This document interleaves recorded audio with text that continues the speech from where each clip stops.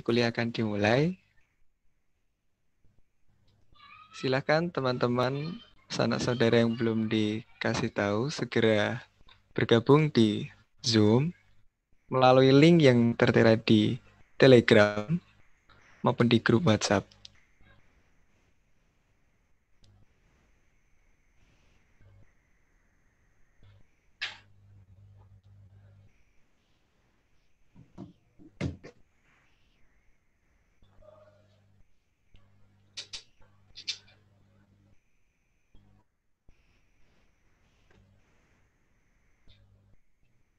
Dari panitia kita juga akan menampilkan video ini di YouTube. Silahkan kalau mau ada yang melihat bisa dicari di Fakultas UGM. Dan kata kunci halal kelas batch.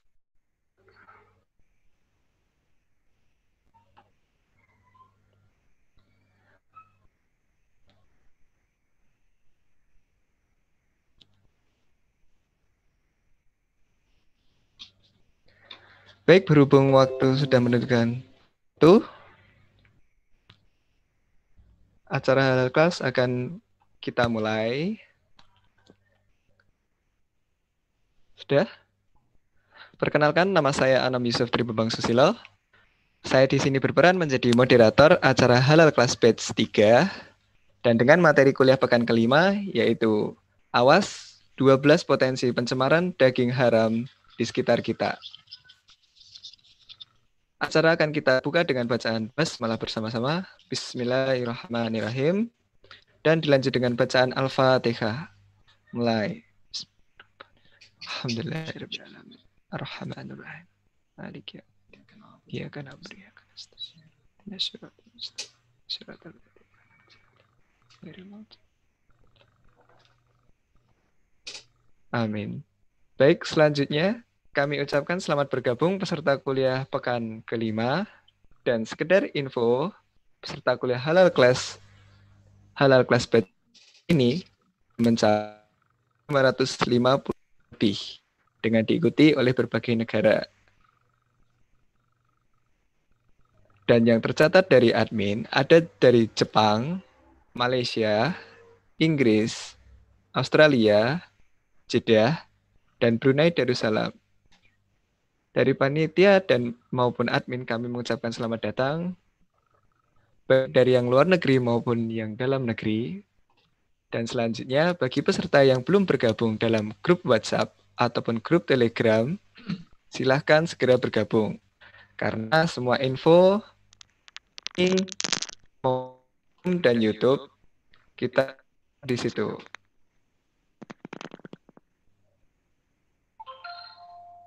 Selanjutnya, bagi peserta yang menginginkan sertifikat, kehadiran akan dihitung minimal 70%. Dan selanjutnya, buat teman-teman, sahabat, dan kerabat, handai taulan, dan kolega, silahkan untuk bergabung lagi, diajak turut serta untuk menghadiri kuliah kelas batch 3 ini. Dan yang terakhir, kuliah dimulai untuk Ustadz Insinyur Nanung Danardono SPT MP PhD IPM ASEAN Inc. selaku Direktur Halal Research Center Fakultas Peternakan Universitas Gadjah Mada, kami persilahkan. Monggo Ustadz Nanung, waktu dan tempat saya persilahkan. Amin. Assalamualaikum warahmatullahi wabarakatuh. Alhamdulillahi rabbil alamin waladzi anzala sakinata fi qulubil mu'minin yazdadu imanan ma imanihim asyhadu an la ilaha illallah wa asyhadu anna muhammadar rasulullah.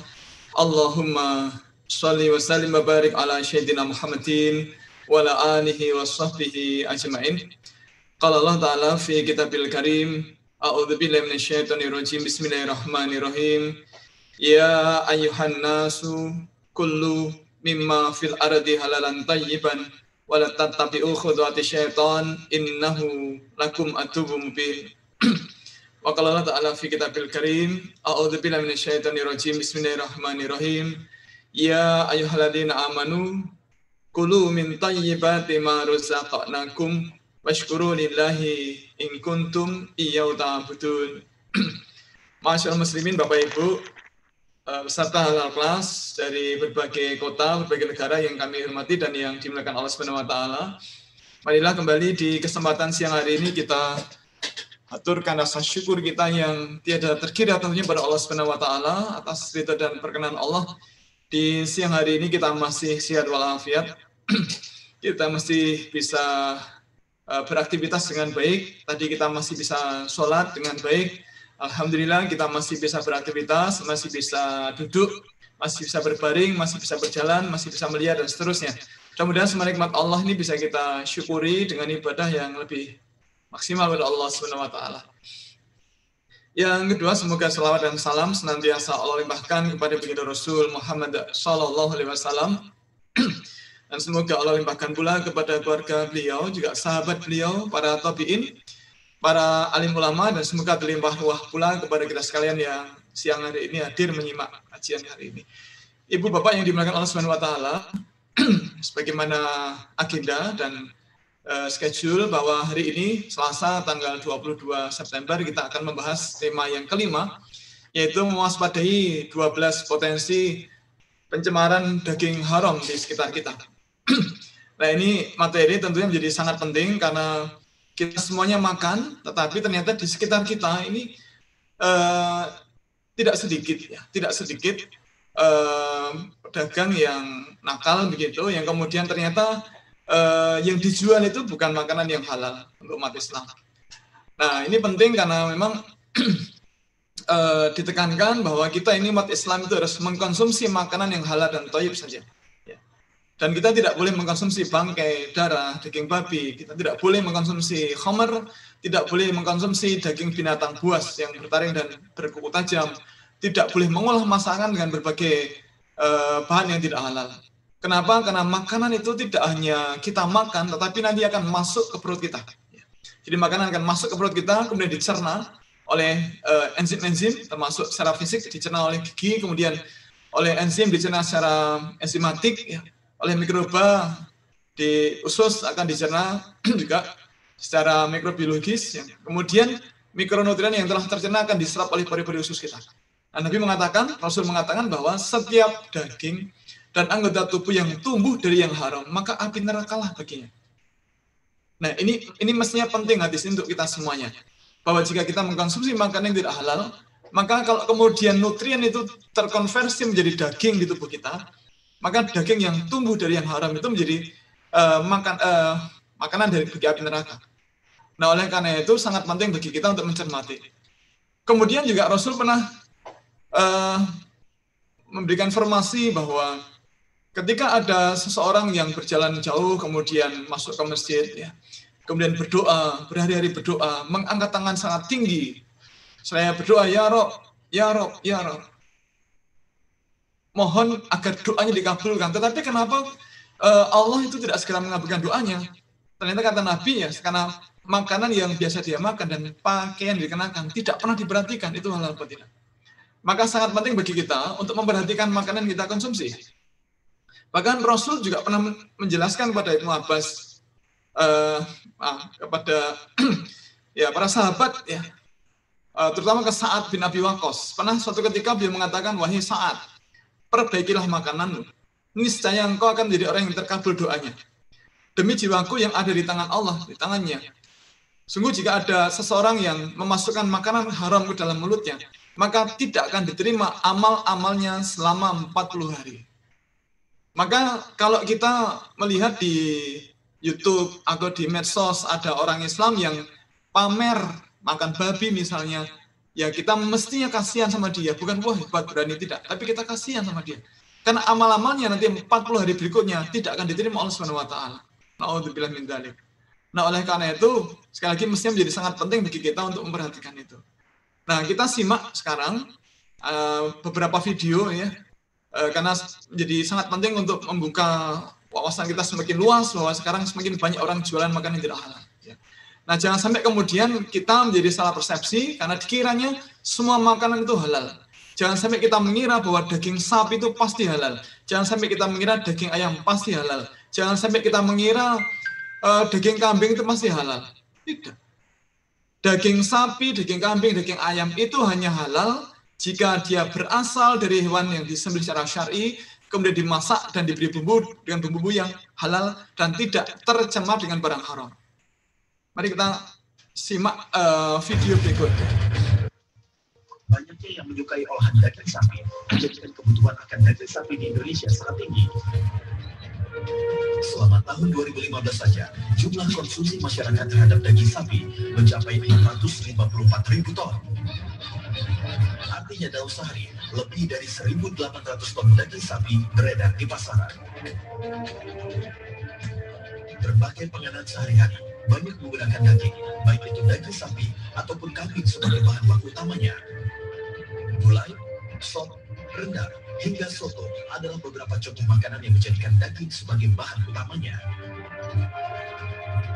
Kecintaan masyarakat pada olahan daging inilah yang dimanfaatkan Mona untuk mengakali bahan baku utamanya. Selama 3 tahun belakangan, Mona tak pernah lagi membeli daging sapi ataupun kambing. Mona justru memanfaatkan murahnya harga daging babi, celeng, ataupun anjing untuk membuat menu di warung nasinya. Tentu saja, tanpa sepengetahuan para pelanggannya. Kepada para pelanggan, Mona tetap mengaku jika makanan di warung nasinya berbahan dasar daging sapi. Kadang-kadang saya bikin rendang, kadang-kadang saya bikin gulai, kadang-kadang rica-rica, kadang-kadang saya bikin sop. Menu-menu tersebut adalah menu andalan di warung nasi Mona, selain beberapa menu tambahan lainnya. Mona memang cukup mahir dalam mengolah berbagai masakan yang dapat menggugah selera. Pengalaman selama 5 tahun bekerja di sebuah restoran menjadi keuntungan Mona untuk bisa mengolah menu-menu nikmat yang disukai para pelanggan. Sayangnya, alasan klasen kebutuhan ekonomi membuat Mona harus menipu konsumennya. Ya lumayan Pak, kalau beli-beli jajan anak sekolah, suami saya kan nganggur Pak, biar makan semuanya. Kami tim reportase investigasi penasaran di manakah Mona bisa mendapatkan pasokan daging anjing, babi, ataupun celeng untuk warung nasinya. Atas kesepakatan bersama, Mona pun bersedia mengajak kami ke sebuah tempat pemotongan hewan. Di tempat pemotongan Pak, ada kandangnya, ada penampungannya Pak. Lengkap apa aja ada babi, ada anjing, celeng ada. Agar tak mudah dikenali, Mona sengaja memilih tempat pemotongan yang jauh dari lokasi warung nasinya. Di tempat ini, Mona memesan beberapa kilogram daging anjing, celeng, dan juga babi. Karena penasaran, kami mencoba masuk ke dalam tempat pemotongan.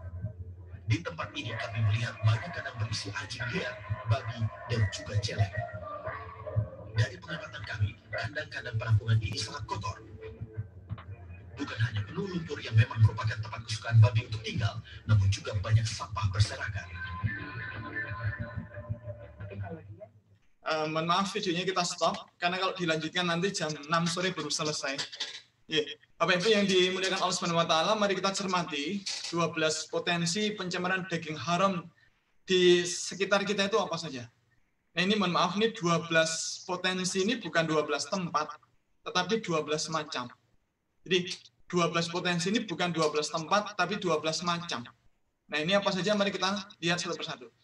Bapak Ibu yang dimuliakan Allah Subhanahu wa taala, mohon kalau panjenengan mau masak ya, mohon kalau masak daging cermati apakah itu daging sapi, daging ayam beneran atau kecampuran babi. Hati-hati. Jangan sampai kita terjebak membeli atau masak daging sapi yang dioplos dengan daging babi. Namun perhatikan harganya, penampilannya, secara fisik dan seterusnya. Termasuk kalau membeli bakso ini hati-hati. Hati-hati. Kalau membeli aneka macam masakan-masakan yang digiling hati-hati. Ibu bapak yang pernah makan daging babi adakah? Ada. Mungkin pernah makan tetapi tidak tahu, bisa jadi. Atau barangkali pernah makan, bisa jadi. Bapak Ibu, bagaimana kalau dulu kita pernah makan daging babi? Bagaimana? Jawabannya adalah tidak apa-apa.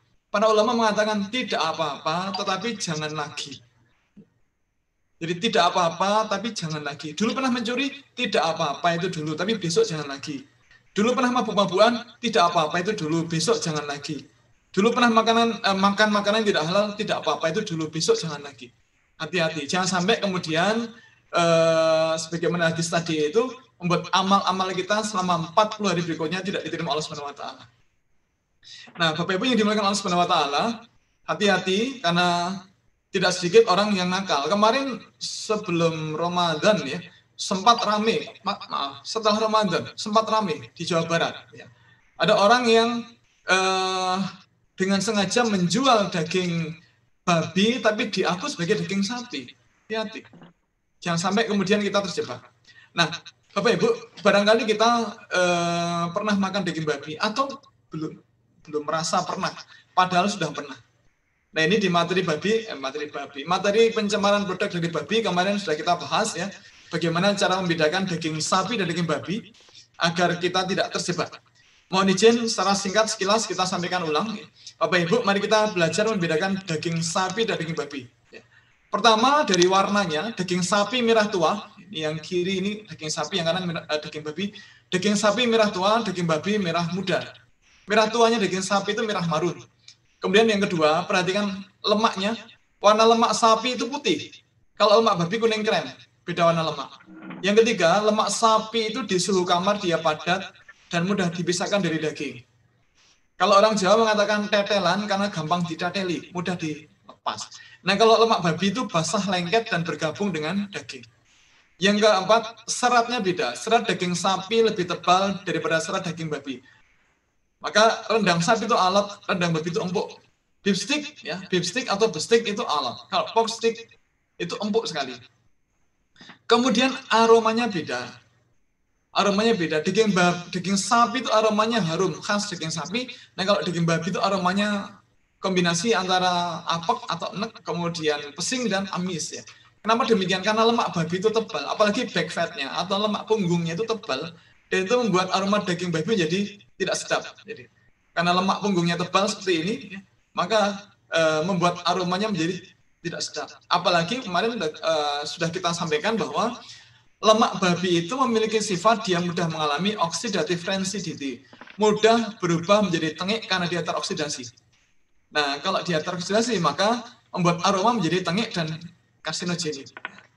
Nah, kemudian juga karena lemak babi itu membuat kualitas daging babi menjadi turun, maka tentu harganya beda. Daging sapi per kilo ini kan rata-rata sekitar 110 sampai 130. Nah, kalau daging babi itu sangat murah. Apalagi kalau lemaknya tebal semacam ini, sangat murah. Kemudian Bapak Ibu, hati-hati kalau membeli dendeng dan abon. Saya kutip dari website Badan POM, ya. Ada beberapa merek abon dan dendeng yang dilaporkan oleh Badan POM bahwa dia dicampuri dengan daging babi. Ya. Ada beberapa merek, ya, kecap kepala sapi, cap limas, KCC, beef jerky lezat, dan seterusnya. Tapi alhamdulillah beef jerky lezat sudah bertobat, maka kita tutup. Ya. Kita tutup. Mudah-mudahan yang lain juga sudah bertobat, mudah-mudahan. Yang ketiga, Bapak Ibu, mohon maaf, hati-hati betul, tidak sedikit orang jualan bakso kemudian self-declare halal, padahal tidak punya sertifikat halal. Ada yang jualan sosis di self-declare sendiri bahwa produknya adalah halal, padahal tidak punya sertifikat halal. Ada yang menjual tahu bakso misalnya, mendeklar sendiri halal, padahal tidak punya sertifikat halal. Mohon maaf, ya Pak Ibu, di Undang-Undang Nomor 7 tahun 96 ya, tentang pangan, itu sudah dijelaskan, sudah ditegaskan bahwa produsen tidak boleh mencantumkan sebuah pernyataan kualitas pada kemasan apabila tidak punya buktinya. Jadi kalau tidak punya sertifikat halal, per undang-undang itu tidak boleh menuliskan halal. Tetapi kalau kemudian kita lihat di Indonesia ini kan banyak orang yang self-declare dibiarkan, ya kita tahu lah negara kita seperti apa. Nah, Bapak Ibu, kenapa ini penting? Karena tidak sedikit penggilingan daging sapi yang ternyata tidak menolak menggiling daging babi. Kalau di Jogja saya tahu petanya. di mana yang jualan penggilingan yang campur babi, di mana yang tidak, di mana itu insya Allah sedikit tahu petanya. Ya. Dan terkonfirmasi oleh pengurus pasar. Nah, maka hati-hati. Nah, kenapa demikian, Bapak Ibu? Sebagai panduan, ya. Jadi kalau misalnya kita mengetahui di tempat kita, misalnya di Jogja, misalnya, Bapak Ibu yang pernah ke Jogja, di Jogja ini ada yang namanya Pasar Beringharjo. Pasar yang sangat terkenal. Nah, ternyata di Pasar Beringharjo itu ada penggilingan daging sapi yang tidak menolak menggiling daging babi. Padahal itu antrinya panjang. Nah, itu Pasar Beringharjo. Di sebelah barat Malioboro itu ada pasar yang namanya Pasar Patok. Pasar Patok sebelah barat Malioboro. Nah, kalau Pasar Beringharjo ada yang campur babi, ini confirm dibetulkan dikonfirmasi oleh pengurus pasar ya. Ketika kami rapat bersama rapat koordinasi di kantor Bank BI Jalan Pangeran Senopati ya. Jadi kalau di Pasar Beringharjo ada yang campur babi, yang di Pasar Patok itu tidak ada yang tidak campur. Berarti semuanya campur. Nah, maka Bapak Ibu, kalau ada tempat-tempat yang kita ketahui pasti semacam ini pakai babi, maka mohon kalau membeli bakso, mohon ditanya dulu. Jadi gini, kalau punya sertifikat halal selesai. Kita tinggal beli, milih, bayar, dimakan, selesai. Tapi kalau ada pedagang bakso yang berkeliling di tempat-tempat kita, di kampung kita, di perumahan kita, ya, maka sebaiknya kita tanya, ini Anda gilingannya di mana? Ini Anda giling sendiri baksonya, daging sapinya, atau Anda numpang di penggilingan umum? Karena pernah di tempat kami, di kampung kami, ada pedagang bakso yang baksonya enak, empuk, gurih, lezat, orangnya juga ramah, sumeh gitu ya. Gerapyak itu apa ya? Friendly begitu. Dan kalau sudah adzan gerobaknya ditinggal, kemudian sholat berjamaah di musola atau di masjid di dekat rumah kami. Nah, satu ketika kami sholat berjamaah di musola, musolanya kecil tapi jamaahnya banyak, karena kalau kecil kan jadi kelihatan banyak. Nah, suatu ketika kami sholat maghrib secara berjamaah, kemudian hujan sangat deras. Nah, kemudian beliau tidak bisa kembali ke gerobaknya. Nah, kesempatan saya nanya, Mas, Anda kalau membuat bakso, itu baksonya itu dari daging yang Anda giling sendiri dengan alat penggilingan sendiri, atau Anda masih numpang di penggilingan umum? Nah, dia mengatakan, Pak, masih numpang di penggilingan umum, Pak. Gimana, Mas? Pasar Patok, Pak. Mas, Pasar Patok itu semuanya campur babi, Mas, penggilingannya. Tolong ya, Mas, pindah, Mas. Tolong, Mas. Jadi kan punya agama, sering sholat ya. Jangan sampai menjual daging bakso yang ternyata kecampuran babi, Mas. Tolong pindah ya, Mas ya. 2 pekan setelahnya, ketemu dekat rumah saya, tak tanya, Mas, sudah pindah, Mas? Belum ya, Pak. Saya sebenarnya sudah bilang ke juragan saya, tapi belum mau pindah, Pak. Mas, Anda tanggung jawab belum, Mas? Anda tanggung jawab dulu ya. Penggilingan daging sapi di Pasar Patok, itu semuanya campur babi, Mas. Tolong juragannya dibujui, Mas. Dibujui supaya mau pindah. Karena kalau enggak, ini campuran babi, Mas. Iya, Pak. Iya, Pak. Nah, sepekan setelahnya ketemu lagi dekat rumah saya, tak tanya lagi, Mas, sudah pindah, Mas?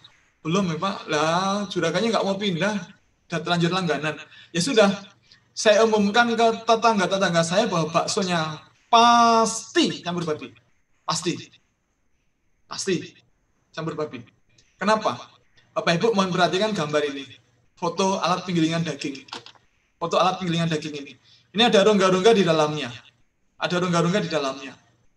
Kira-kira mau apa tidak, petugas jasa penggilingan daging itu mencuci alat penggilingannya 7 kali dengan air dan salah satunya dengan tanah setiap kali selesai menggiling daging babi. Mau apa tidak? Nggak mau. Pasti nggak mau. Repot. Apalagi sehari itu konsumen yang antri penggilingan banyak. Pasti nggak mau cuci itu. Maka pasti campur babi. Demi Allah. Hati-hati. Mungkin barangkali kita nggak pernah perhatikan ini. Maka hati-hati dengan bakso, batagor, rolade, spaghetti, sosis, lumpia Solo, kemudian ada galantin, burger, tahu bakso, dan yang lain-lain. Hati-hati. Apakah pasti haram? Tidak. Sekali lagi, apakah pasti haram? Tidak. Tetapi mereka berpotensi tercemar, karena mereka semuanya digiling. Nah, Lain kalau ada mereka punya logo halal resmi, sertifikat halal resmi, terus kemudian dipasangi logo halal resmi dari Majelis Ulama atau dari pemerintah. Oke. Case closed. Kasusnya ditutup. Selesai. Bisa kita makan. Tinggal ditarik anggaran ini. Ya. Tapi kalau kemudian tidak punya sertifikat halal, hati-hati. Ya. Kemudian ini, maaf, ini daging apakah? Agak kecoklatan gini, daging apa ini? Ada yang tahu daging apa ini? Bapak Ibu? Daging apa kira-kira? Kalau sapi bukan, babi juga bukan. Ini kan piringnya segitu. Ini piringnya segitu. Apa kira-kira? Daging ayam? Bukan. Kalau daging ayam kenapa waktu dikelupas kulitnya kok banyak lemaknya? Kalau ayam bukan. Puyuh bukan. Itik bukan. Ini apa ini kira-kira? Ini waktu diungkap, ini waktu direndam bumbu.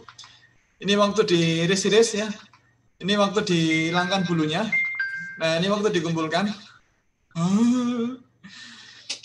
Ya, Bapak Ibu, maaf, hati-hati. Ya. Hati-hati dengan oknum ya.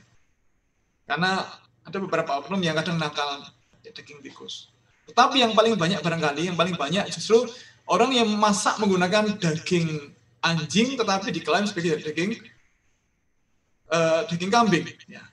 Hati-hati. Mohon kita cermati betul istilah-istilah yang berhubungan dengan daging anjing. Dulu pernah ketika ngisi kajian, ketika sosialisasi dari rapat koordinasi dan sosialisasi dari Kemenak Provinsi DIY yang diikuti oleh para staf KUA se-Provinsi DIY, acara di Kaliurang. Nah, ada salah satu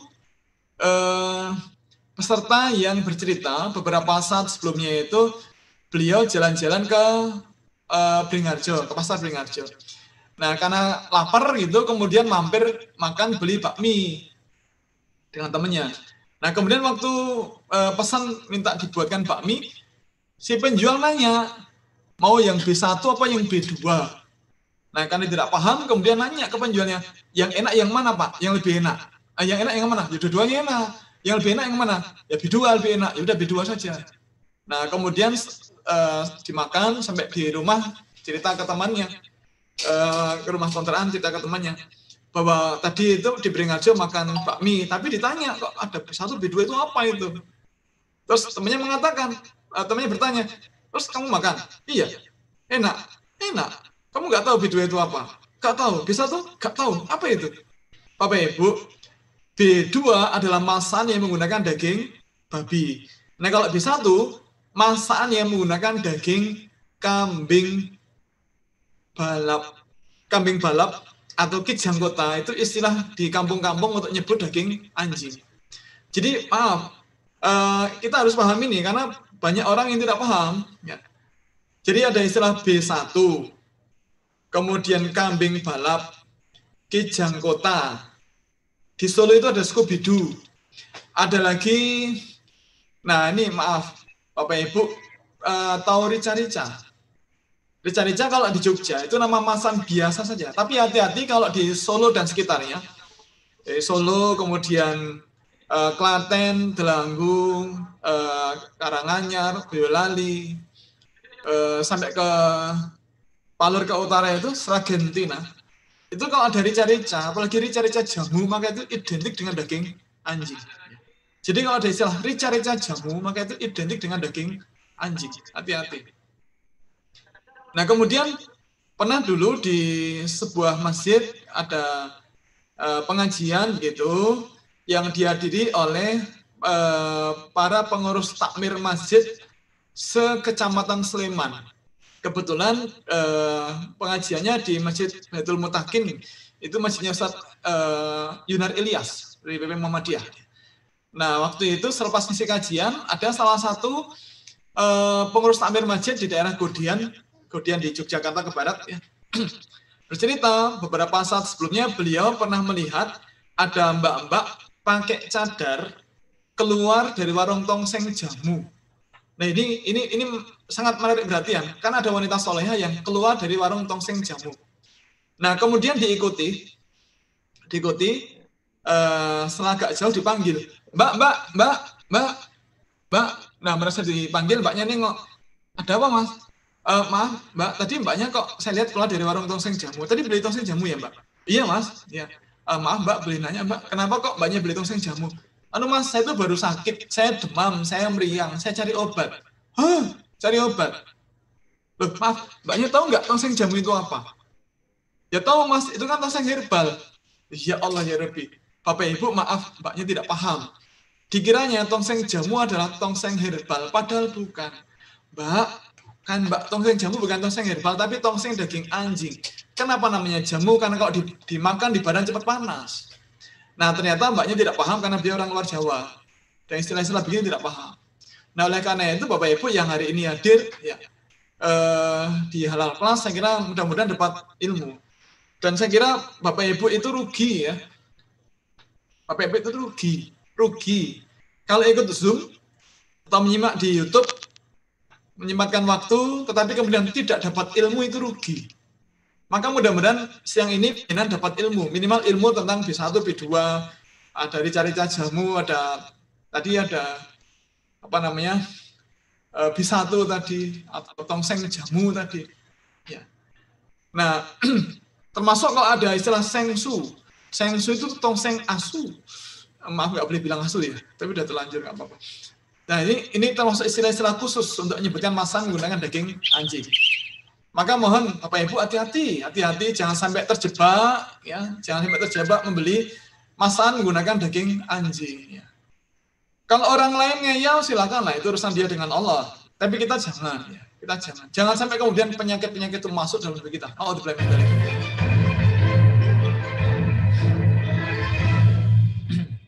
Peredaran daging anjing dalam bermacam jenis olahan masakan memang ada di masyarakat. Tayal daging binatang yang lazimnya dijadikan hewan peliharaan ini menjadi barang komoditi.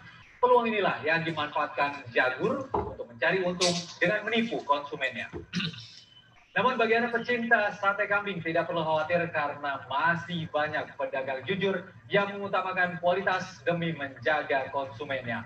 Dan kami juga memiliki tips sederhana untuk Anda agar tidak tertipu oleh aksi pedagang curang seperti Jagur.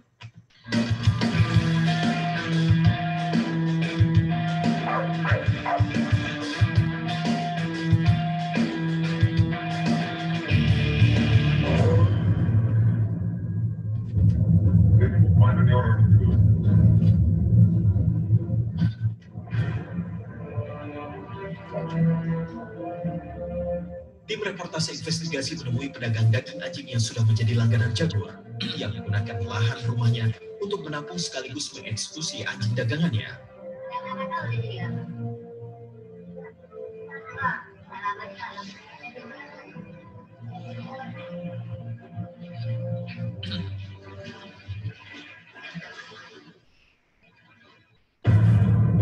Ada 3 ekor anjing liar di tempat ini yang siap dijual.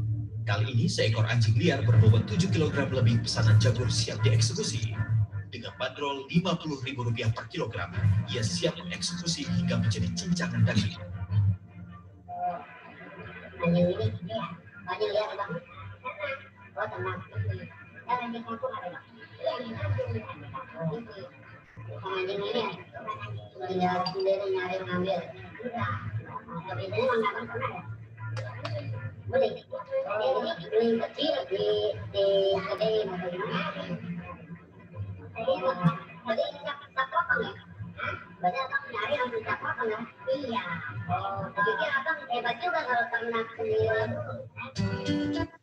Oke, maka Bapak Ibu mohon hati-hati, ya, jangan sampai kemudian kita sekali lagi terjebak membeli masakan yang tidak halal yang menggunakan daging anjing. Yang kelima, mohon cermat betul kalau ibu bapak mau masak menggunakan daging ayam, mohon cermati betul itu daging ayam sehat dan bukan daging ayam tiren, ayam yang matinya kemarin atau ayam bangkai. Bapak Ibu, bagaimana ciri-ciri yang bisa kita pakai untuk mengidentifikasi ini daging ayam sehat, ini daging ayam tiren? Itu bagaimana caranya? Maaf, daging ayam tiren itu daging ayam yang apa? Bapak Ibu, daging ayam tiren itu daging ayam yang apa? Atau daging ayam bangkai itu definisinya daging ayam yang apa? Ayam yang mati? Bukan. Kalau ayam yang mati lah, kalau kita beli di pasar kan udah mati itu. Kalau beli ayam goreng udah mati semuanya itu. Yakin demi Allah, udah mati semuanya. Kalau nggak mati ya terbang gitu. Nggak mau dimasak. Dan kalau masak, kemarin ada yang ingatkan, kalau masak kepala ayam, tolong jangan sejajar arahnya, tapi dibalik. Karena kalau sejajar gitu nanti nggak selesai-selesai. Karena mereka asik ngobrol waktu digoreng. Ya, Bapak Ibu, kita lanjutkan. Bagaimana cara membedakan? Kita simak ini dulu sebentar. Berkat informasi dari masyarakat, jajaran unit Satintel Brimopolda DIY berhasil mengungkap kasus penjualan daging ayam tiren alias bangkai pada Kamis siang di salah satu rumah warga di Dusun Klemantung, Sidomulyo, Bambang Lipuro, Bantul, Yogyakarta. Sukardi selaku pemilik rumah yang diduga sebagai pelaku pengolah daging tak layak konsumsi ini terus mengelak saat petugas dari Satintel Brimopolda DIY bersama petugas kepolisian Polsek Bambang Lipuro dan Dinas Kesehatan Bantul memeriksa dapur yang kesehariannya ia pakai untuk menjalankan praktek haram tersebut.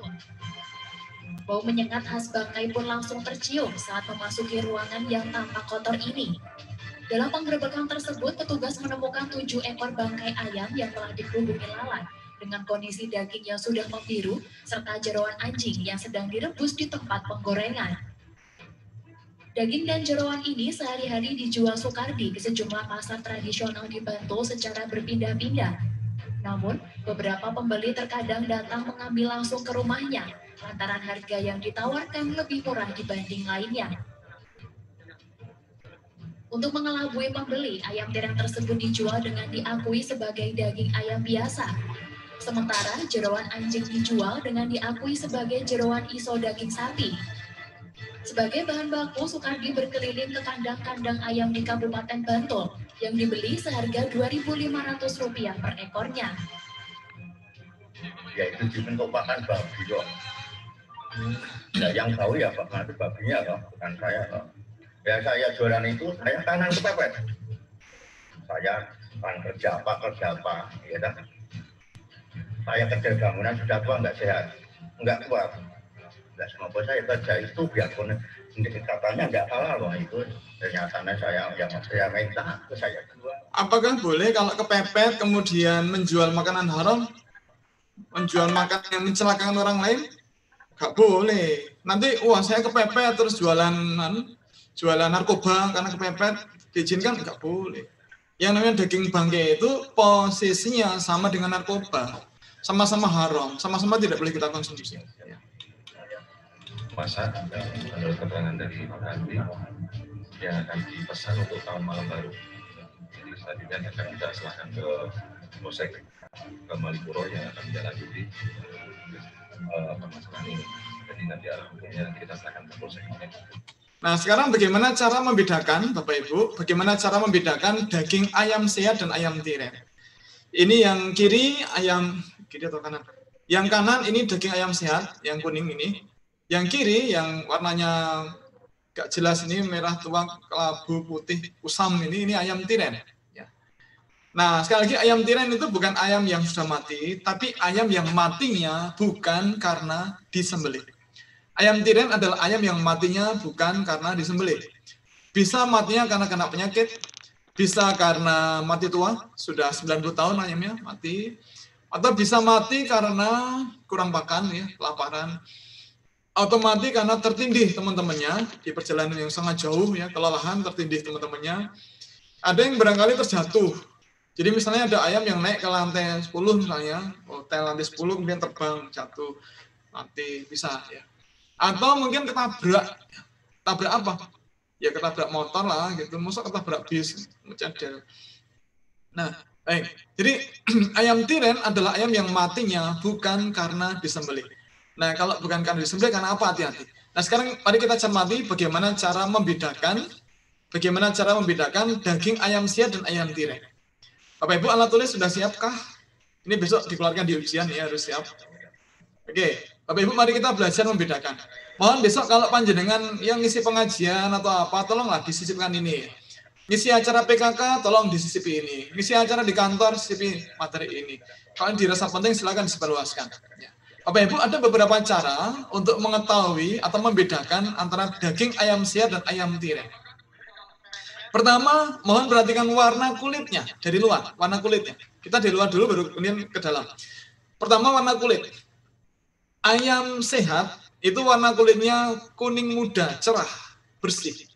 Jadi kalau ayam tiren, warna kulitnya itu putih ke kelabu, ke biru-biruan.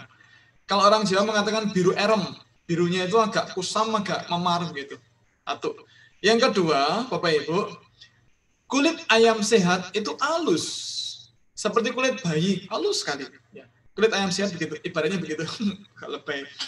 Bapak Ibu, kenapa demikian? Maaf kalau ayam masih hidup, ya, kemudian disembelih, kemudian mati sempurna, direndam air panas, dicabuti bulu-bulunya, pori-pori bekas cabutan bulunya nutup rapat. Soalnya, ulangi. Kalau ayam masih hidup, kemudian disembelih, ditunggu sampai mati sempurna, kemudian direndam air panas, dicabuti bulu-bulunya, maka pori-pori bekas cabutan bulunya segera nutup rapat. Jadi kalau ayam tiren, matinya kemarin, entah pekan lalu, entah tahun lalu, tahun lalu. Karena matinya sudah lama, maka ketika direndam air panas, dicabuti bulu-bulunya, pori-pori bekas cabutan bulunya tidak nutup lagi.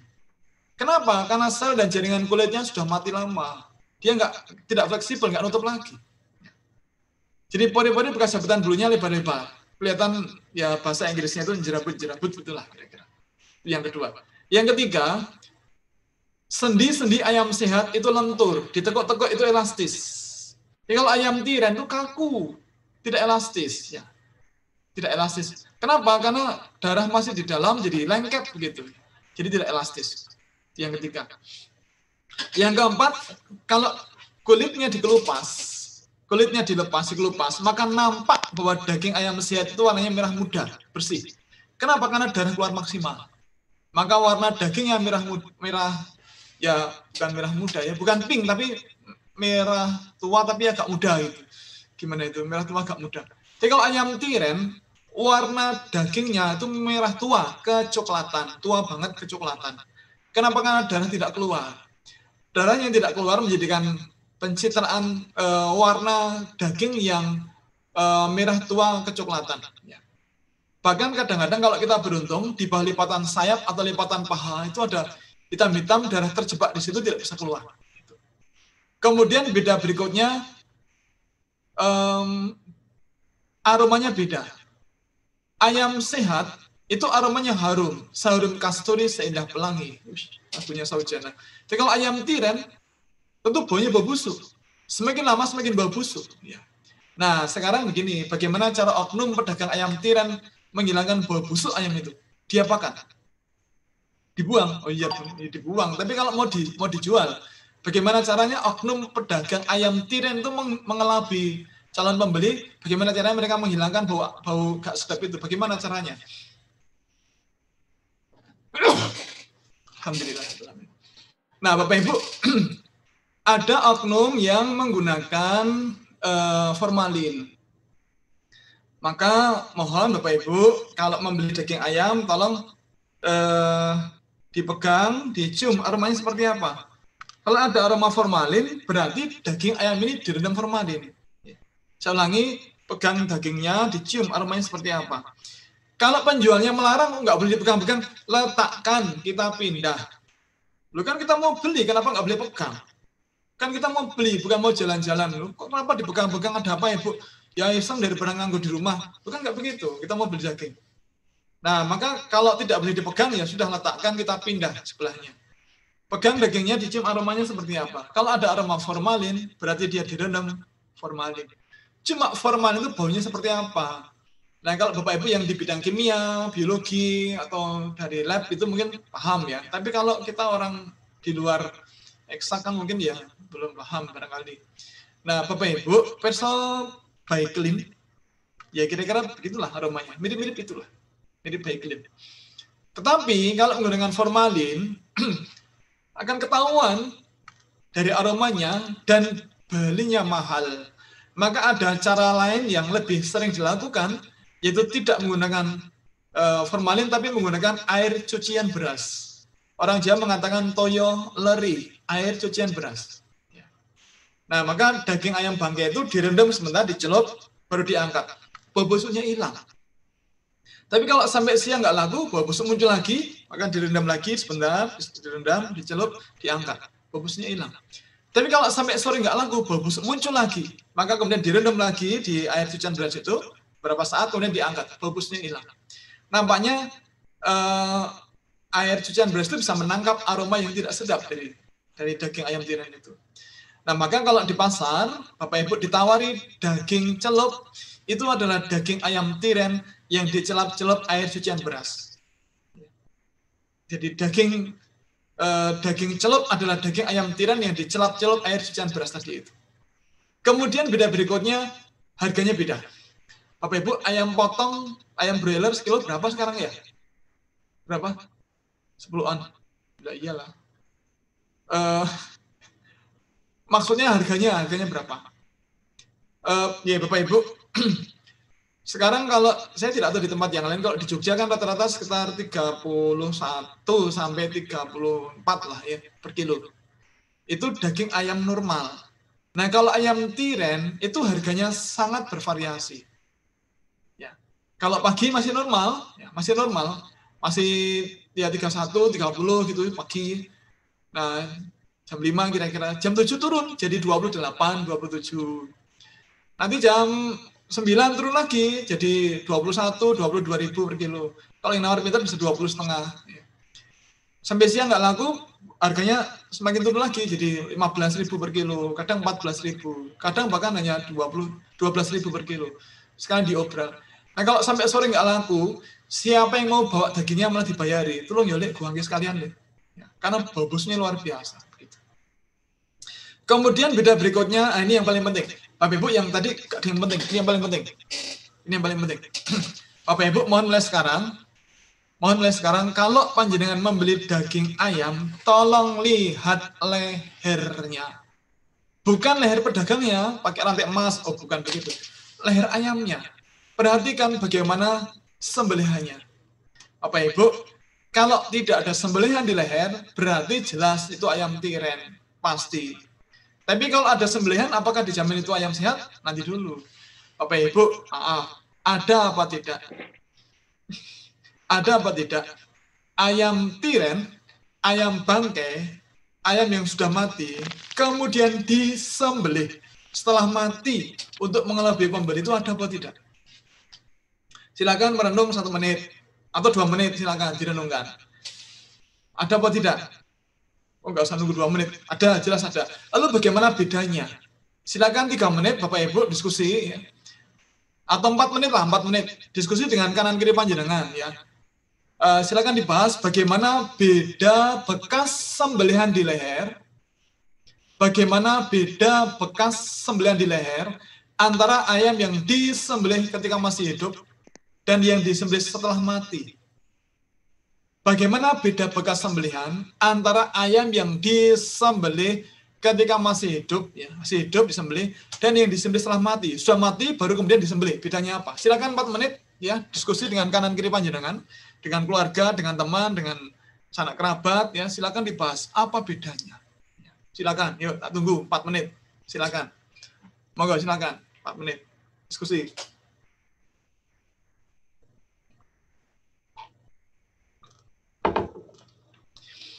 Ya, alhamdulillah sudah 4 menit. Karena 4 menitnya UGM itu cepat. Bapak Ibu, bagaimana bedanya? Bagaimana? Ada yang pengen sampaikan? Oke, gini Bapak Ibu ya. Maaf. Kalau ayam masih hidup, jaringan di leher ini sudah mati atau masih hidup? Ulangi. Bapak Ibu belum fokus. Maaf. Kalau ayam masih hidup, jaringan di leher ini, jaringan di leher ayam itu sudah mati atau masih hidup? Masih hidup. Ya. Maka ketika disembelih, dia akan kontraksi jaringan kulitnya menjadi lebar. Betul? Jadi karena dia masih hidup, ketika disembelih, jaringan kulit yang di leher itu akan kontraksi ketarik jadi lebar. Betul? Ya. Nah, kalau ayam sudah mati, jaringan di leher ini masih hidup atau sudah mati? Sudah mati. Maka ketika disembelih itu rapi sekali, seperti kertas yang digunting krek, rapi sekali. Yakin bisa membedakan itu. Maka mulai sekarang, monggo kalau akan membeli daging ayam, tolong lihat lehernya. Kalau sembelahnya tidak kelihatan, jangan dibeli. Kalau kelihatan, cermati, ini sembelahnya kira-kira disembelih ketika masih hidup atau udah mati. Dari penampilan sembelah leher. Ya, bisa ya? Bisa. Masa nggak bisa? Bisa. Nah, kemudian Bapak Ibu yang saya hormati dan yang dimuliakan Allah Subhanahu wa taala, termasuk kalau akan membeli daging sapi. Selain potensi pencemaran daging sapi dari daging babi, mohon perhatikan, cermati, apakah ini daging sapi yang berasal dari sapi yang masih hidup atau sapi tiren, sapi bangkai. Ada apa tidak? Ada, jelas ada. Karena oknum itu ada. Di Jogja ada. Beritanya pun ada. Loh, kalau tidak percaya, ini beritanya. Ada yang tahu ini koran apa? Jelas, enggak? Ada tulisannya di situ, KR. Bantul KR. Ini kejadian di Kabupaten Bantul, yang liput korannya namanya KR, Kedaulatan Rakyat. Jelas ada ini. Maaf, Bapak Ibu, sapi hidup kok bisa mati dan jadi bangkai itu kenapa kira-kira? Belum masih hidup kok bisa mati dan jadi bangkai. Kenapa kira-kira sebabnya? 1, kena penyakit, betul. Ada lagi? 2, kelaparan, boleh, ya. Apalagi? Masuk angin? Ya, boleh lah. Apalagi? Mati tua? Ya, oke. Ayam, sapi sudah 80 tahun misalnya mati. Sudah tua. Apalagi? Apalagi? Tabrak apa? Tabrak bis, oh ya, pokoknya tabrak motor. Bapak Ibu maaf, kalau ayam ketabrak motor, bisa mati apa tidak? Jadi ayam hidup, ya jalan-jalan, kemudian ketabrak motor, bisa mati apa tidak? Bisa. Jadi kalau ayam jalan-jalan, terus ketabrak motor, bisa mati. Nah kalau sapi jalan-jalan, ketabrak motor, yang mati siapa? Orangnya, orangnya ya, bukan sapinya ya. Tapi kalau tabrak bis, nah itu, tabrak bis, tabrak kereta api, nah ya. Aparat Polres Gunung Kidul menggagalkan upaya penjualan bangkai daging sapi yang dijual dengan kondisi disembelih dalam keadaan mati. Saat ini pelaku dan barang bukti ada di Mapolres Gunung Kidul. Kedua pelaku bernama Rujani dan Sumarjo yang merupakan warga Gebang, Pengkol, Gunung Kidul.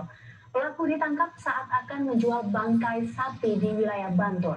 Dari tangan tersangka, polisi menyita barang bukti berupa bangkai sapi betina jenis metal yang akan dijual di beberapa pasar tradisional di wilayah Bantul. Pada saat dilakukan penangkapan, kedua pelaku mengelak jika sapi yang dijualnya merupakan sapi yang sudah mati lalu disembelih. Akibat perbuatan ini, pelaku akan dijerat pasal 501 tentang pemotongan hewan yang sudah mati. Saat ini, kedua pelaku masih menjalani pemeriksaan di Mapolres Gunung Kidul.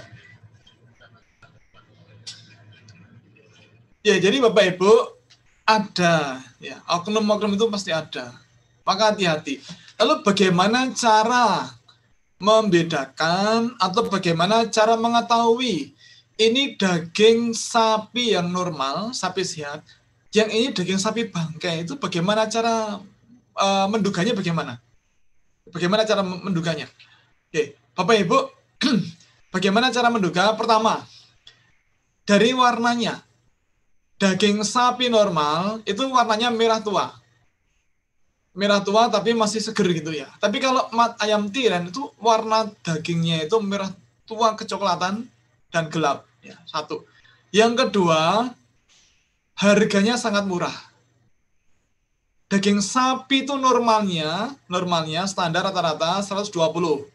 Nah, tergantung bagian tubuhnya ya. Kalau dalam, sirloin, tenderloin lebih mahal. Kalau di pinggang atau di paha lebih mahal, lebih murah. Jadi rata-rata 120. Nah kalau sapi bangkai, sapi tiren harganya sangat murah, hanya kira-kira 75 sampai 85 ribu, sangat murah. Hati-hati. Itu yang kedua. Yang ketiga, bau atau aroma daging sapi normal itu baunya normal, baunya sehat, harum. Ya, tapi kalau sapi tiren baunya bau busuk. Kenapa bau busuk? Karena darah yang tidak keluar itu menjadi timbunan makanan yang berlimpah bagi bakteri pembusuk. Maka aroma dagingnya menjadi busuk begitu. Ya. Kemudian berikutnya harganya, kalau daging sapi sehat karena aromanya normal ya, maka tidak dikerumuni lalat. Tapi kalau daging sapi yang tidak normal itu dikerumuni lalat. Ya. daging sapi yang sapi tiren biasanya kan dikerumi dengan lalat ya.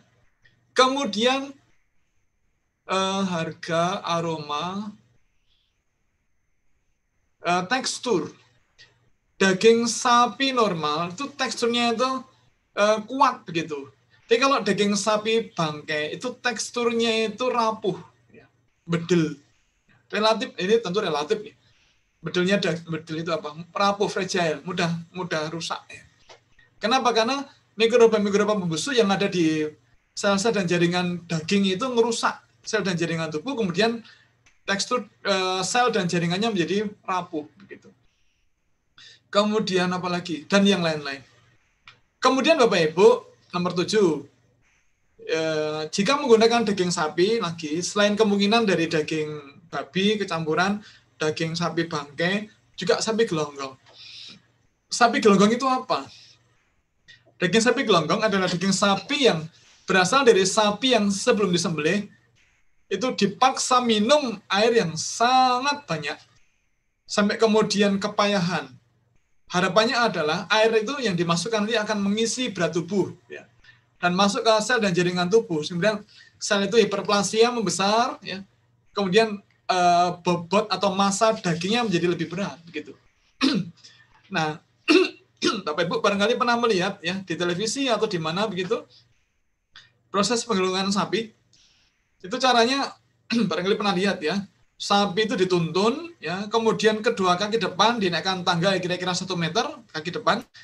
Kemudian tali keluh yang di hidung itu diikat di tiang bagian atas ya. Kemudian ke dalam mulut sapi dimasukkan selang yang diameternya kira-kira 1,5 cm. Kira-kira 1,5 cm. Kira-kira ini masih lebih besar lagi ya.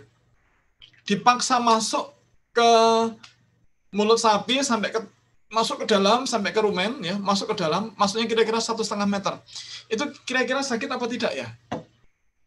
Jadi selang itu 1,5 cm dipaksa masuk ke dalam perut sapi, dipaksa diogok itu apa ya? Dipaksa masuk sampai masuknya kira-kira 1,5 cm. Sakit nggak? Ada yang mau nyoba Bapak Ibu pakai sedotan? Nanti mandiri secara mandiri nyoba pakai sedotan gitu. Sakit nggak kira-kira? Itu bukan sedotan yang diameternya sedikit, tapi itu selang 1,5 cm dipaksa masuk ke dalam, itu sakit sekali. Nah kemudian selang itu dihubungkan ke bak penampung air water toren yang tingginya kira-kira 10-15 meter. Kemudian air dipaksa masuk ke perut sapi hingga bobot badan sapi bertambah 30%-nya, bertambah sepertiganya. Bapak Ibu bobot badannya berapa? 50, 60, 70. Nah kalau 60 itu bobot badannya menjadi 80 kilo. Nah, sapi nggak kuat kepayahan, sapi kaki belakang nggak kuat, kemudian dia deprok, kolaps. Deprok. Jangan lupa dia ambruk gitu, dia kaki belakang kuat lubang tubuh, ambruk begitu. Jangan lupa tali keluh ini masih terikat di tiang, maka leher ini menahan beban kira-kira 600 kilo. Plus sakit di hidung. Itu penyiksaan yang luar biasa, sakit sekali itu. Nah, kemudian ikatan di tiang di atas dilepas, sapi kemudian dibiarkan istirahat sejenak, kemudian tubuhnya diguyur dengan air dingin biar segar. Tapi selang nggak dilepas loh ya, masih di perut. Nah, digelonggong kemudian yang kedua kalinya sampai urinasi, sampai ngompol. Nah, kalau udah sampai ngompol, itu sudah kepayahan sapinya. Sudah kepayahan. Tapi ternyata biasanya proses penggelonggongan itu bukan 2 tahap, tapi 3 tahap. Maka seringkali sapi itu mati sebelum disembelih. Maka ketika dipaksa disembelih, darah yang keluar sedikit sekali, kira-kira hanya 10-20% saja. Itu penyiksaan yang luar biasa. Keji itu ya.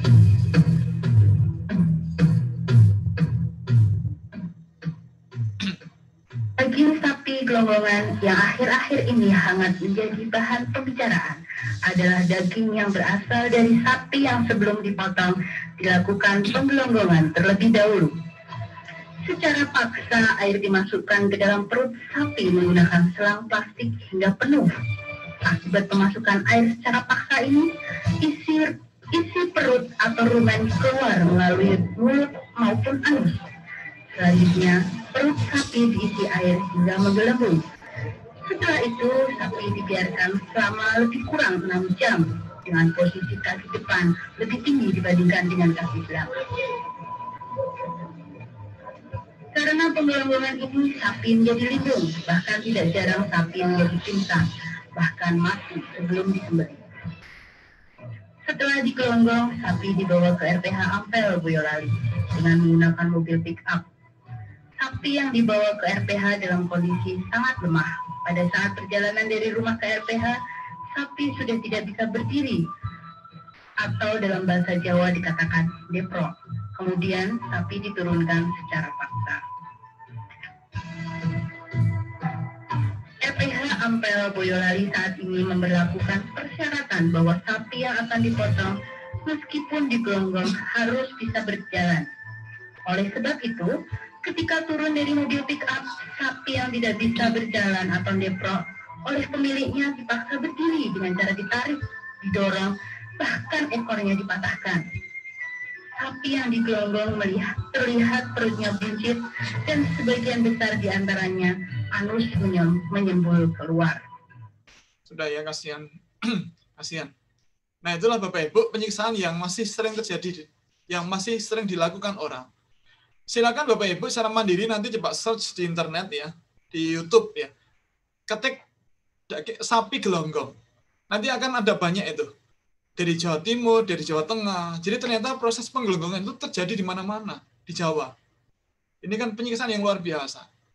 Nah, saya pernah dulu dapat informasi di koran tempointeraktif.com ya, zaman beberapa tahun yang lalu.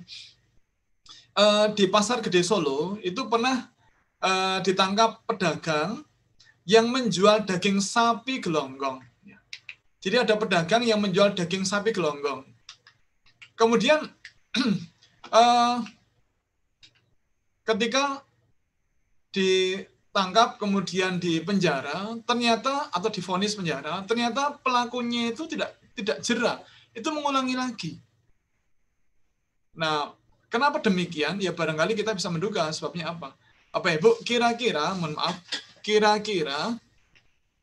sanksinya apa supaya ada efek jera itu kira-kira apa? Karena ini penyiksaan yang luar biasa. Itu sapi itu makhluk hidup loh ya, punya nyawa. Kalau disiksa begitu, wah itu luar biasa penyiksaan. Nah, kira-kira ada usulankah Bapak Ibu? Kira-kira sanksinya apa atau berapa juta misalnya supaya jera dan tidak mengulang lagi gitu? Kira-kira apa ya? Bapak Ibu, mohon maaf. Mungkin yang paling yang paling membuat jerah itu ya orangnya digelonggong juga barangkali ya, diikat di tiang, kemudian dalam mulutnya dimasuki selang, dipaksa minum air biar merasakan tuh rasanya bagaimana itu. Tapi mungkin orang wah itu kok tidak berperi kemanusiaan. Nah, sama dia tidak berperi kehewanan. Nah, atau usulan gini berapa juta misalnya? 1 miliar? Oh ya, itu mesti jerah. Atau 100 juta? Ya mungkin bisa jerah. Tetapi saya baca di koran tempointeraktif.com itu, ternyata pelakunya kena tipiring, tidak pidana ringan. Dengan sanksi bukan 100 juta, tapi 50.000 rupiah. Oh, sekilo daging aja nggak dapat loh itu. Bagaimana bisa jera? Nah inilah, hukum terlalu ringan. Nah kemudian yang nomor 8. Jika masak daging menggunakan alat bantu kuas, mohon perhatikan, mohon cermati. Ini kemarin sudah kita bahas ya, di materi pencemaran berbagai produk dari babi, ya, hati-hati. Nah, kuasnya ini dari kuas apa? Ya? Karena kadang-kadang dipakai untuk mengoleskan bumbu mentega, margarin, atau minyak, atau bumbu apapun di permukaan ikan misalnya. Atau di iga bakar madu, ayam panggang, ayam bakar madu, udang bakar madu, terus daging sapi bakar, daging barbeque. Kemudian ikan bakar, ikan asap. Saya pernah dulu dapat undangan seminar internasional di Manado, kemudian ada teman alumni Fakultas Peternakan yang tahu bahwa kami dari rombongan dari UGM datang ya. Kemudian diajak pergi untuk makan malam. Nah, kemudian berempat kami diantar tadi oleh teman tadi itu ke restoran ya. Dia mengatakan, kalau di Manado ini hati-hati, kalau makan hati-hati. Karena tidak sedikit masakan babi itu tidak sedikit di sini. Gini aja yuk, kita ke pantai, ya, kita makan ikan asap. Saya udah membayangkan hal yang indah-indah begitu. Ikan asap itu berarti indah sekali dan enak sekali. Karena apalagi Manado itu kan terkenal ikannya itu enak sekali. Ya. Bahkan tidak dengan ditambah bumbu pun sudah enak, apalagi tambah bumbu.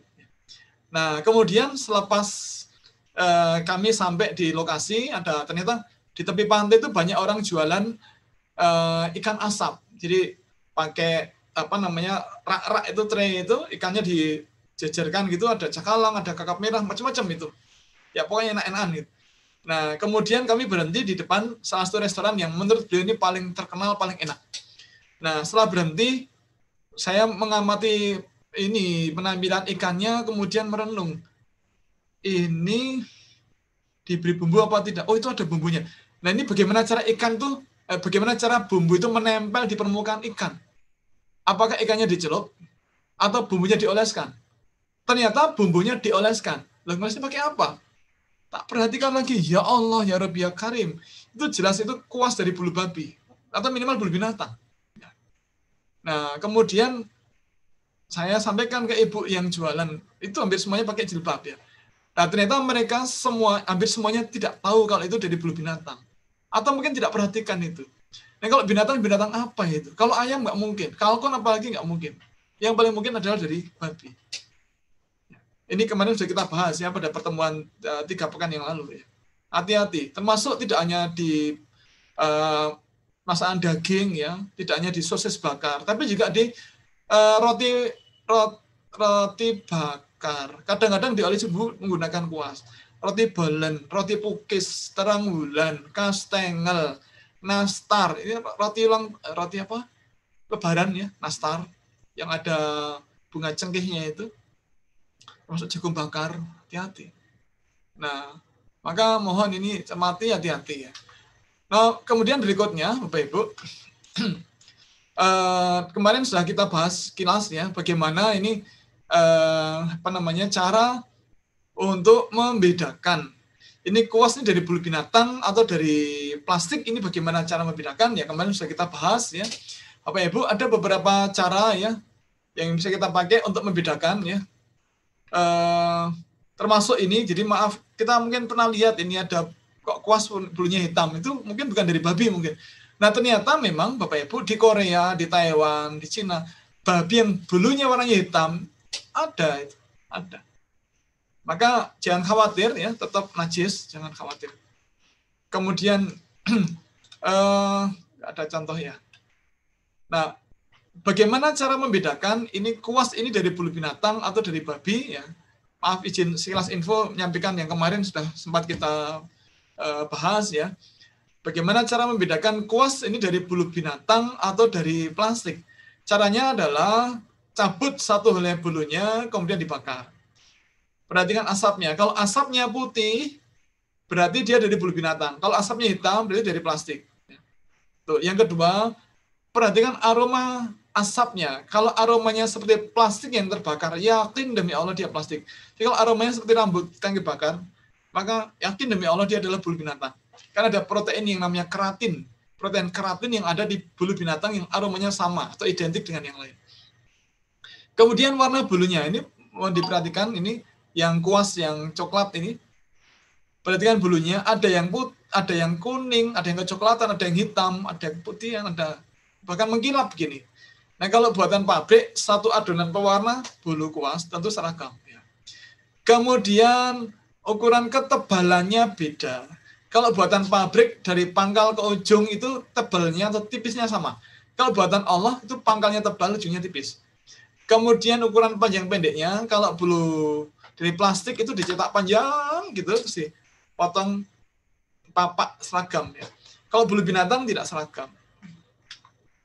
Kemudian berikutnya, yang nomor 9, mohon Bapak Ibu, kalau masak menggunakan daging binatang, mohon dipastikan itu berasal dari binatang yang disembelih secara syar'i. Karena kalau tidak disembelih secara syar'i, maka dagingnya menjadi haram. Nah, daging hewan halal bisa menjadi tidak halal kalau cara menyembelihnya salah. Nah, contoh cara penyembelihan salah adalah ketika menyembelih tidak disebut nama Allah ketika disembelih. Tidak dibacakan basmalah ketika disembelih. Maka dagingnya menjadi haram. Karena Allah berfirman di dalam Quran surat Al-An'am ayat 121, Allah berfirman, janganlah kalian memakan daging binatang yang tidak disebut nama Allah ketika disembelih. Jadi membaca basmalah itu suatu kewajiban. Ya, suatu kewajiban. Gitu. Maka monggo ini Bapak Ibu, kalau kita menyembelih silakan membaca basmalah. Tapi bagaimana kalau kita beli di pasar dalam kondisi ayamnya sudah mati, ini bagaimana? Kita nggak mungkin tahu, ini disembelih pakai bismillah, yang ini pakai bismillah, ini pakai bismillah. Tidak bisa kita. Bagaimana? Apakah kemudian kita tidak boleh makan itu? Bapak Ibu, pernah suatu ketika Ibunda Aisyah bercerita, menyampaikan sebuah hadis bahwa ada seorang yang baru masuk Islam, datang ke Nabi, matur, ya Rasul, suatu kaum menghadiahi kami dengan daging, tapi kami tidak tahu ini dibacakan basmalah apa tidak ketika disembelih. Ini bagaimana? Nah, Rasul kemudian mengatakan, bacalah basmalah, kemudian makanlah. Jadi kalau konteksnya ini adalah hewan halal, disembelih secara syar'i, tapi kita tidak tahu ini dibacakan basmalah apa tidak ketika disembelih, maka solusinya sangat gampang. Hanya membaca basmalah, kemudian bisa kita santap. Itu kalau hewan halal. Kalau hewan itu kira-kira daging babi ya, mungkin Rasul mengatakan, bacalah basmalah, kemudian buanglah, kira-kira begitu ya. Tuh. Kemudian hewan tidak disembelih tapi ditusuk jantungnya, seperti di Perancis. Bapak Ibu, kalau hewan ditusuk jantungnya, memang cepat mati. Tapi apakah itu syar'i? Tidak sama sekali. Bapak Ibu, mohon maaf. Dalam rukun Islam itu ada kewajiban kalau menyembelih harus memutus 3 saluran di leher bagian depan, dan hewan tidak boleh dipotong kakinya, tidak boleh dikuliti, tidak boleh dipotong lehernya, tidak boleh dipotong ekornya kalau hewannya belum mati sempurna. Karena Rasul mengatakan dalam sebuah hadis dari Abi Waqid Al-Laitsi, beliau mengatakan bahwa setiap bagian dari bahimah atau hewan ternak yang terpotong ketika hewannya masih hidup, maka ia adalah bangkai. Nah, kan dia adalah bangkai begitu, maka hati-hati. Nah, begini, kadang orang berpikiran bahwa ini yang kejadian di Perancis, kalau ditusuk jantungnya hewan segera mati. Iya, itu bukan penyembelihan, tapi pembunuhan. Jadi kalau ditusuk jantungnya itu bukan penyembelihan, tapi penyembelihan. Nah, meskipun hewannya sudah mati, tapi tetap haram. Kenapa? Karena hewan tidak disembelih secara syar'i. Nah, sekarang apa sih efeknya? Kalau ditusuk jantungnya, kira-kira efeknya apa? Kan sama-sama mati begitu. Bapak Ibu, sama-sama mati, tapi hasilnya sangat beda. Maaf, kalau sapi masih hidup, disembelih ya. Disembelih dengan sempurna dengan cara yang syar'i, maka masih ada kabel di tengah-tengah tulang leher. Ada kabel kira-kira segini. Namanya spinal cord atau sumsum tulang belakang, itu yang menghubungkan antara otak dan organ dalam, termasuk jantung. Maka ketika disembelih, semua putus kecuali sumsum tulang belakang yang di tengah tulang leher. Maka otak ini masih bisa menyuruh jantung memompa darah keluar secara maksimal. Memompa darah keluar secara maksimal, sehingga kemudian timbunan darah dalam tubuh sangat minimal. Itu salah satu hikmah kenapa ketika menyembelih harus disisakan sumsum tulang belakang. Tidak boleh cut off sampai kepala lepas, nggak boleh, itu haram. Jadi disisakan itu. Nah, tetapi kalau ditusuk jantungnya, maka jantung itu bocor. Nah, kalau bocor, dia tidak lagi bisa memompa darah. Dia tidak bisa lagi menarik darah dari semua bagian tubuh dan dipompakan keluar. Nggak bisa. Kenapa nggak bisa? Pompanya bocor. Nggak bisa narik lagi. Maka jadi banyak timbunan darah dalam tubuh yang kemudian jadi timbunan makanan yang berlimpah bagi bakteri pembusuk. Ya. Kemudian ada juga hewan yang belum mati tapi dikuliti, belum mati tapi dipotong kakinya, belum mati kemudian dipotong ekornya. Mohon maaf, kalau hewan belum mati kemudian dipotong kakinya, kira-kira hewannya merasakan sakit apa tidak ketika dipotong kakinya? Oh, itu sakit sekali. Hewan bisa mati bukan karena disembelih, tapi karena kesakitan. Wah, ini hati. Maaf. Hewan belum mati, dikuliti. Wah, sakit sekali. Hewan bisa mati bukan karena disembelih, tapi karena kesakitan yang luar biasa. Nah, kalau sakit luar biasa, jantung itu bisa menjadi less responsif, jadi tidak lagi responsif untuk memompa darah. Ya, karena kesakitan yang luar biasa. Nah, kalau ayam belum mati udah dilempar ke air panas misalnya. Jadi matinya karena tenggelam di air panas. Ada yang di situ belum mati, matinya karena patah tulang leher di tong pencabutan bulu. Itu jadi haram itu. Kemudian ada lagi yang penyembelihan tidak sempurna, hanya dicuek. Dicuek itu apa ya? Dicuek itu. Jadi sembelihannya sangat kecil, seperti ini, Pak. Bu. Sangat kecil. Ini ya kira-kira mustahil itu memutus sumsum tulang belakang. Memutus 3 saluran di leher bagian depan. Saluran makanan, nafas, dan 2 pembuluh darah. Pembuluh darah itu ada di kanan dan kiri. Dari esofagus, dari kanan dan kiri. Maka kalau sembelihannya lebar, diyakini memutus 3 saluran di leher bagian depan itu. Jadi kalau hanya dicuek semacam ini, kecil sekali, kami tidak yakin ini bisa memutus, tidak bisa memutus 3 saluran itu. Paling hanya 2 gitu ya. Pembuluh darah harusnya 2, hanya 1 yang terputus. Maka yang semacam ini menjadi tidak halal. Maka monggo, ini kalau mundut daging ayam, kalau beli daging ayam, tolong perhatikan lehernya seperti apa. Nomor 10, nah ini Bapak Ibu, kadang-kadang, ini sempat kita bahas kemarin, orang masak, nah untuk menghilangkan bau amis ikan itu ditambahi arak masak. Atau untuk membuat jadi empuk ditambahi dengan arak masak. Kami pernah ketika audit ke Solo, ada warung steak WS Solo ya minta diaudit perpanjangan sertifikat halal tahun yang kedua, periode yang kedua. Ya. Nah kemudian kami berangkat pada subuh gitu, sambil nyantai-nyantai begitu, saya dengan Bapak dosen FTP UGM, lupa namanya. Nah kemudian ketika nyampe di lokasi, disambut dengan sangat baik oleh pemilik resto itu. Kemudian ketika berbincang awal, ini sebelum COVID ya, sebelum COVID, jadi masih bisa nyantai gitu. Nah kemudian ketika berbincang awal, tiba-tiba kami disuguhi dengan steak, karena kalau steak kan keliru jadi. Karena saya pernah dimarahi anak saya nawari anak, "Dok, mau steak, Dok?" "Mboten." "Steak mboten purun." "Gak mau." "Kenapa?" "Kalau steak purun, Bi. Kalau steak gak mau." Keras. Biaya. "Oke, steak." "Oke, Dok. Mau steak." Oke. Nah, waktu itu kami berdua disuguhi dengan steak yang masih hangat, masih panas itu ya, pakai hot plate. Nah, kemudian pemiliknya mengatakan, "Monggo Pak, silakan dinikmati. Mumpung masih hangat." "Ya, sebentar, kita cek dokumen dulu." Sambil ngecek itu, kemudian pemiliknya mengatakan, "Pak, monggo silakan." "Ya, sebentar. Nah, ini kita cek dulu dokumen." Sampai 3 kali beliau mengatakan, "Monggo Pak, silakan. Nanti dingin nggak enak." "Iya, sebentar." Nah, selepas ngecek dokumen, kemudian kami masuk ke dalam. Untuk audit, dicek ya semua bahan baku, bahan penolong, bahan tambahan, dan lain-lain. Kemudian selesai, kemudian kami kembali ke ruang saji, kemudian kami santap steak tadi itu. Nah, sambil menyantap, saya sampaikan ke pemiliknya, "Pak, maaf, tadi kami memang tidak langsung makan steak ini, karena kami belum yakin, kami masih ragu. Apakah steak ini halal apa tidak?" "Oh, halal. Sebentar, Pak, saya cerita dulu. Sebentar." "Pak, terus terang, tadi saya ngincar 2 hal. 2 hal. 1, kuas. Apakah bumbu itu nempel di daging steak itu ditempelkan pakai kuas, atau steaknya itu dicelupkan di bumbu?" Nah, saya itu nyari kuas tadi itu. Alhamdulillah tidak ada. Aman berarti.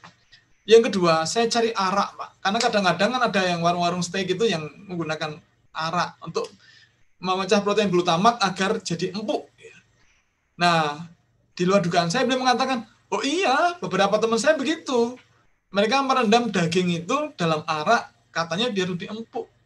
Nah, jadi Ibu Bapak, mohon maaf, ini arak masak itu tidak boleh dipakai dalam masakan. Ada kadang orang mengatakan, "Loh kan kalau dimasak kan menguap semuanya." Nanti dulu. Kalau wajan kosong, Bapak Ibu, maaf, saya mau nanya. wajan kosong atau panci kosong, kemudian dituang setengah botol alkohol, bukan alkohol, ya arak masak lah gitu. Kemudian diletakkan di atas kompor. Kira-kira menguap apa tidak itu? Arak masak atau oke lah alkohol, itu menguap apa tidak? Jadi panci atau wajan dituang setengah botol arak, kemudian diletakkan di atas kompor, kira-kira menguap apa tidak? Menguap. Enggak, kompornya belum dinyalakan. Nah, jadi letakkan di atas kompor, kemudian kompornya dinyalakan. Panas. Kira-kira menguap apa tidak? Menguap. Menguap semuanya? Insya Allah menguap semuanya. Tapi, kalau di panci atau wajan itu ada adonan masakan, dituang arak, dia akan meresap masuk ke dalam. Nah, apakah menguap semuanya ketika dipanaskan? Saya tidak yakin. Nah, kalau ada keyakinan menguap semuanya, ya sudah, tidak usah ditambah itu. Untuk apa? Nanti menguap semuanya, rugi malahan. Udah belinya mahal, menguap semuanya rugi itu. Gak usah ditambah itu. Gitu ya. Nah, jadi monggo ini.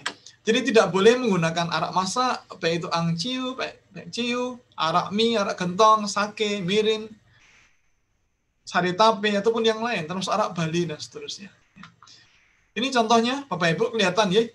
Ini yang kiri atas ada mirin, ya, ada saus tape Xiaohing. Ya. Mohon maaf, ini mohon jangan main-main dengan tulisan, ya, matur nuwun, makasih. Nah, ini yang kanan kiri atas itu yang labelnya merah, itu angciu. Kemarin sudah kita sampaikan, ang itu merah, ciu itu arak, ya. Jadi angciu arak merah. Di bawah itu ada mirin atau miring, berbagai merek, ya. Nah, ini arak-arak masak begini tidak boleh ditambahkan, ya. Tidak boleh ditambahkan. Kemudian, nah, nomor 11. Bapak Ibu, hati-hati kalau membeli kikil. Kikil ini bukan untuk berjalan, itu bukan. Kikil apa namanya? Kikil, ya. Kikil. Beberapa saat yang lalu ada, jadi ketika kami ngisi materi untuk pembinaan UKM pengolahan masakan, binaan dari MES, Masyarakat Ekonomi Syariah. Nah, kebetulan saya pengurus MES DIY. Nah, ketika kami mengundang UKM pengolahan masakan binaan kami, ada salah satu peserta yang memberikan foto-foto ini. Dia mengatakan ini kemarin beberapa saat lalu ada penangkapan di Pasar Wonosari, itu ada ditangkap 2 orang ibu-ibu yang menjual kikil. Dia ngakunya itu kikil sapi, tapi kami yakin itu kikil babi. Dia mengelak, si penjualnya mengelak, enggak, ini bukan kikil babi, ini kikil sapi. Tetapi kemudian ketika ditunjukkan ciri-cirinya, bahwa kulit babi itu ada ciri khas, ada lubang bekas cabutan bulu yang membentuk pola titik segitiga semacam ini, maka dia tidak lagi bisa mengelak. Bapak Ibu, apakah kikil babi ini ada tanda titik 3-nya? Perhatikan ini, mari kita perhatikan. Ini ada ini. 3.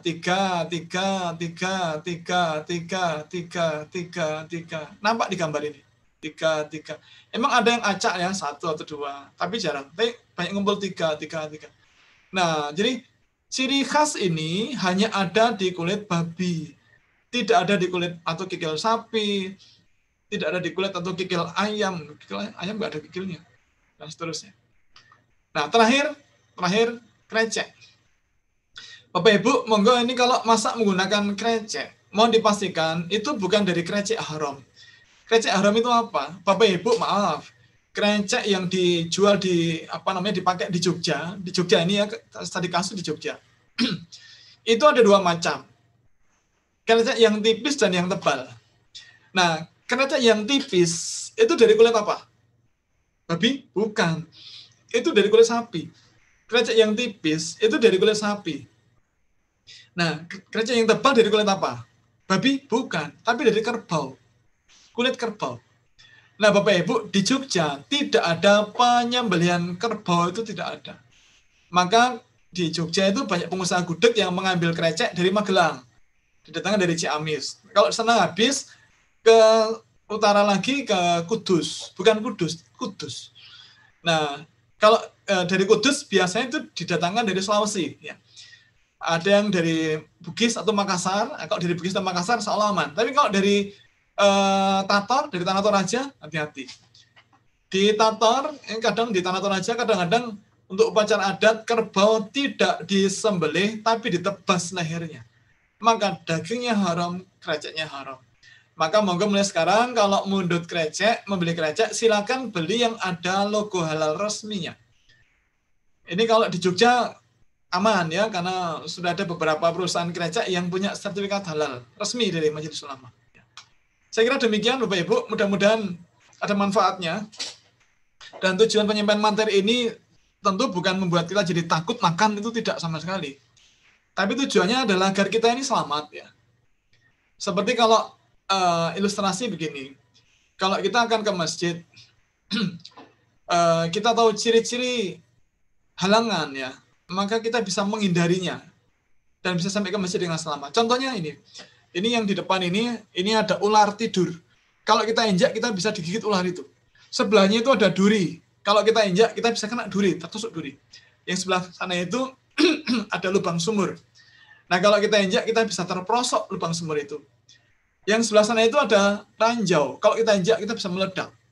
Nah, maka kalau kita tahu ciri-ciri itu, kita tahu ciri-ciri ular tidur, kita tahu ciri-ciri lubang sumur, kita tahu ciri-ciri duri, kita tahu ciri-ciri ranjau, maka kita bisa menghindarinya dan bisa sampai ke tujuan dengan selamat.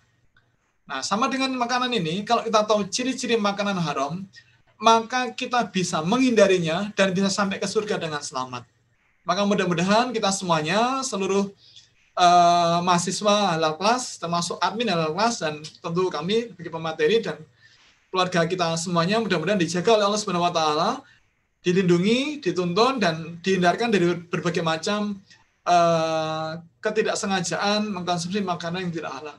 Saya kira demikian, mudah-mudahan ada manfaatnya. Assalamualaikum warahmatullahi wabarakatuh. Waalaikumsalam warahmatullahi wabarakatuh. Jazakallah khairan katsir atas penjelasannya Ustadz Nanung dan Nardono. Untuk selanjutnya kita buka untuk sesi pertanyaan. Silakan bapak-bapak atau ibu-ibu yang akan bertanya, silakan raise hand terlebih dahulu dan admin nanti akan membukakan suara untuk Bapak Ibu. Silakan Bapak-bapak, Ibu-ibu yang mau bertanya. Mohon to the point ya. Sebutkan nama, kemudian alamat nggak usah, nama, kemudian pertanyaannya apa gitu.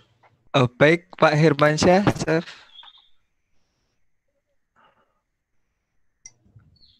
Assalamualaikum Pak Ustadz. Waalaikumsalam warahmatullahi wabarakatuh. Nama saya Herman dari Sekolah Indonesia.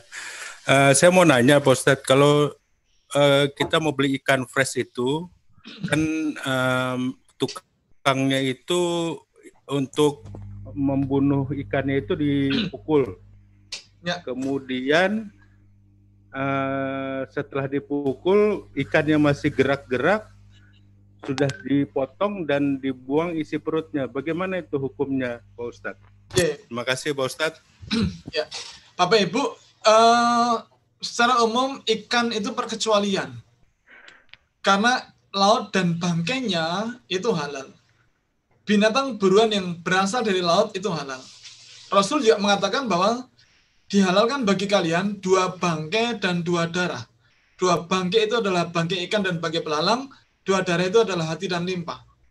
Maka untuk ikan, karena ditemukan dalam keadaan bangkai pun itu halal, maka kalau kemudian ikan itu tidak disembelih tapi dipukul kepalanya, kemudian langsung dimasak, itu secara syariat tetap dihalalkan. Kira-kira demikian. Allahu a'lam bishawab. Terima kasih Pak Ustadz. Oke, sama-sama. Baik, Pak Hermansyah. Selanjutnya untuk Ibu Sulistiawati Tistanah, Berau Kalimantan Timur. Assalamualaikum Silakan, Ibu. warahmatullahi wabarakatuh. Waalaikumsalam. Waalaikumsalam.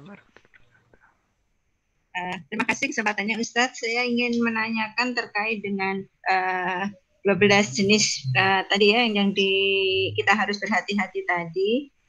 Untuk di Berau ini Ustadz ada daging payau Ustadz. Daging payau itu daging, ada yang bilang pelanduk atau kancil. ada yang bilang kijang gitu ya. Nah, sementara yang kami temui itu adalah kami meragukan untuk perburuannya yang pertama. Daging apa tadi, Bu? Namanya apa? Daging apa? Ustaz? Payau. Payau? Payau atau rusa. Oh, oke. Oh ya, ya. Saya lihat gambarnya ini rusa, betul ya. Nah ini kan kami meragukan terkait dengan kehalalannya karena yang memburu itu kan tidak semuanya di sini orang Muslim, orang Islam, itu yang pertama. Kemudian yang kedua juga dari sisi undang-undangnya itu kan termasuk yang dilindungi itu. Ya. Kemudian bagaimana caranya kami untuk menyampaikan kepada pedagang ya, karena kemarin kami sudah sempat temui alasannya, Bu ini yang memburu itu haji Bu, insya Allah halal katanya. Tapi ada info khawatirnya ada dicampur dengan daging babi, Ustadz. Nah inilah yang kemudian membuat kami itu bingung bagaimana cara untuk menyampaikan kepada pedagang tersebut itu. Karena kami sudah datangi, dia masih tetap menyangkal gitu, Ustadz. Ini untuk menyelamatkan para konsumen. Itu mungkin, Ustadz. Assalamualaikum warahmatullahi wabarakatuh. Waalaikumsalam warahmatullahi wabarakatuh. Bapak Ibu, wabil khusus Bu Sulis ya. Barangkali ini terkait dengan rukun berburu. Ya. Rukun berburu itu ada 5. Pertama, jadi kalau salah satu di antara 5 ini tidak terpenuhi, maka dia menjadi haram. Jadi rukun berburu itu ada 5 macam, dan namanya rukun itu harus dipenuhi semuanya. Jadi kalau tidak dipenuhi menjadi haram. Salah satu pun tidak dipenuhi jadi haram. Pertama, hewan yang diburu adalah hewan halal. Sapi, kambing, kerbau, domba, onta, rusa, dan itu bukan milik seseorang. Jadi meskipun itu sapi, tapi kalau milik seseorang kita buru ya nanti orang lain memburu kita. Pertama itu binatang liar, tetapi hewan halal. Yang halal lidzatihi, disebutkan halal di Quran maupun di hadis. Atau tidak disebut haram di Quran atau di hadis. Ya. Pertama itu. Kalau payau atau rusa itu ruminansia, yang herbivora, maka dia halal. Halal lidzatihi. 1. Yang kedua, ketika diburu, dia harus masih dalam keadaan hidup. Nah, kalau sudah mati berarti bangkai. Jadi, ketika diburu harus masih dalam keadaan hidup. Yang kedua. Yang ketiga, perburuan itu harus menggunakan alat yang bisa melukai atau mengeluarkan darah. Tidak boleh menggunakan alat yang hanya membuat memar. Nah, contoh alat yang bisa melukai atau mengeluarkan darah, contohnya bisa senapan, bisa tombak, bisa panah, bisa pisau yang dilempar, bisa apa lagi? Kalau menggunakan bom nggak boleh, nanti hancur. Yang tidak boleh itu kalau menggunakan alat yang buat memar, contohnya dilempar pakai batu itu nggak boleh, apalagi batu bata boleh itu, atau dilempar menggunakan bumerang ala orang aborigin Australia itu nggak boleh karena hanya membuat memar. Menggunakan ketapel tidak boleh karena hanya membuat memar. Mungkin gegar otak tapi tidak luka, darah tidak keluar, itu nggak boleh. Harus menggunakan alat yang bisa melukai. Melukai pun itu harus menggunakan alat yang ukurannya itu sesuai. Tidak boleh berburu misalnya burung empret ya, burung masjid itu burung yang di masjid. Kalau di gereja namanya burung gereja, di masjid namanya burung masjid ya. Nah, itu berburu burung masjid atau burung emprit tapi menggunakan tombak ukurannya 5 meter. Itu remuk itu kan. Hancur, tidak berbekas lagi. Jadi yang ketiga menggunakan alat yang bisa melukai darah keluar. Yang keempat, ketika akan melepaskan alat berburu, ketika kalau menggunakan pistol atau senapan, ketika akan menarik pelatuk. Kalau menggunakan busur anak panah, ketika akan melepaskan anak panah. Kalau menggunakan tombak, ketika akan melempar tombak. Atau menggunakan pisau atau belati yang dilempar, sebelum melempar, itu wajib membaca basmalah. Begitu. Itu yang keempat. Yang kelima, boleh menggunakan hewan bantu untuk berburu. Boleh menggunakan anjing untuk membantu. Tetapi ada syarat dan ketentuan berlaku. Kalau binatang buruan kita kemudian diambil oleh anjing yang kita bawa, ya, karena memelihara anjing berburu itu kan boleh. Ya. Anjing yang dilatih untuk berburu.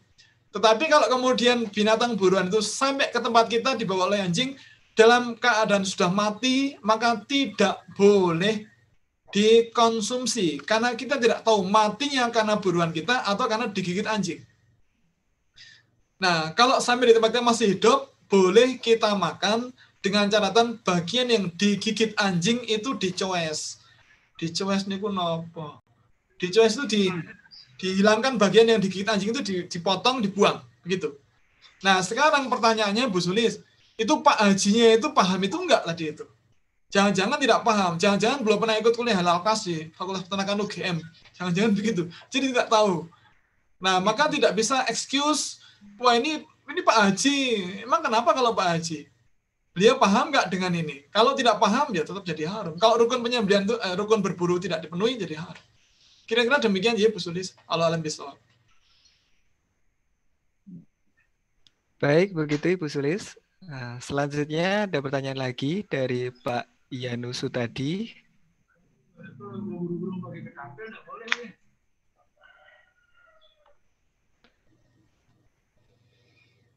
Silakan. Silakan Pak Yanus tadi.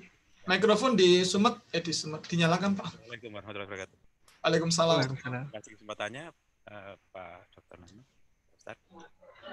Saya seorang pedagang yang selama ini ngambil kerupuk kulit dari teman.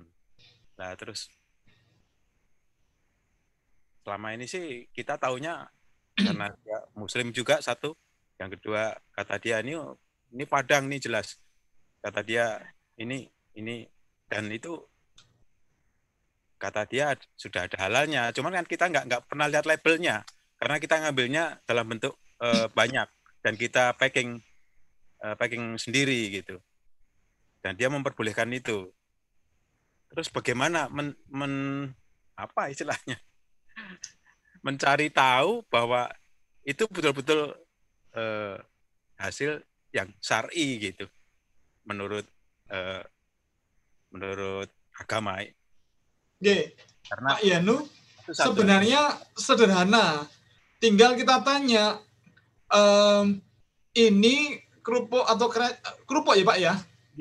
Kerupuk kulit. Ini kerupuk kulitnya halal atau tidak? Halal. Kalau halal, ada nggak bukti sertifikat halal? Kalau dia mengatakan halal dan punya sertifikat, mohon saya ditunjukkan, difotokan, kirim lewat WA. Selesai itu, Pak. Dipastikan, Ji? Iya, jadi dipastikan bahwa memang memiliki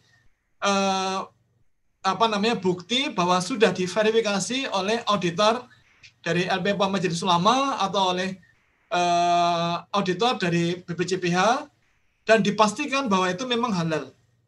Kalau hanya self-declare, itu tidak ada jaminan dari lembaga resmi yang bisa kita percaya. Jadi meskipun teman dari mana itu memang bukan ukuran, Pak. Betul. Yang jadi ukuran adalah apakah betul-betul ini barang ini halal atau tidak. Kenapa? Karena ini komersial. Kalau mau dimakan sendiri, oke lah, lesan itu boleh. Orang ngomong tak jamin itu boleh. Kalau untuk dimakan sendiri. Tapi kalau ini produk komersial yang dijual ke orang lain, apalagi orang Muslim, harus ada keterangan kepastian halal dari lembaga yang memang punya tugas untuk itu. Kira-kira demikian, Pak Yan.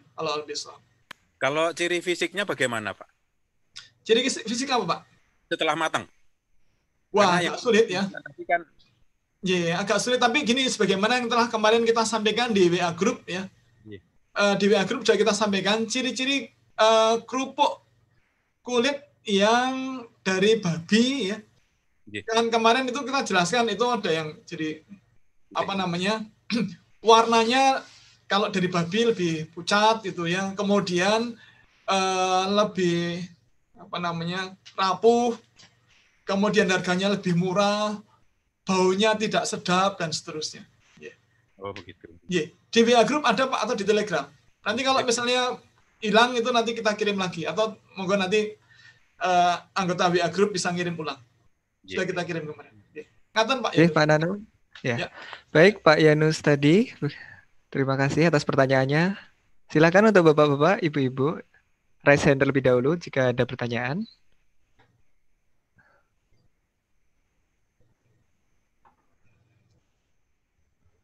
Silakan yang mau bertanya.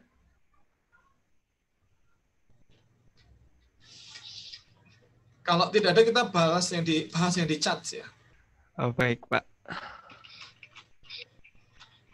Dari atas coba kita cek. Baik, ini Pak ada dari Pak Andang. Saya bacakan Pak Nanung. Ye, monggo. Dari Pak Andang, rukun berburu mohon dikoreksi jika ada yang kurang, Pak Ustadz. 1. Hewan yang diburu adalah hewan halal.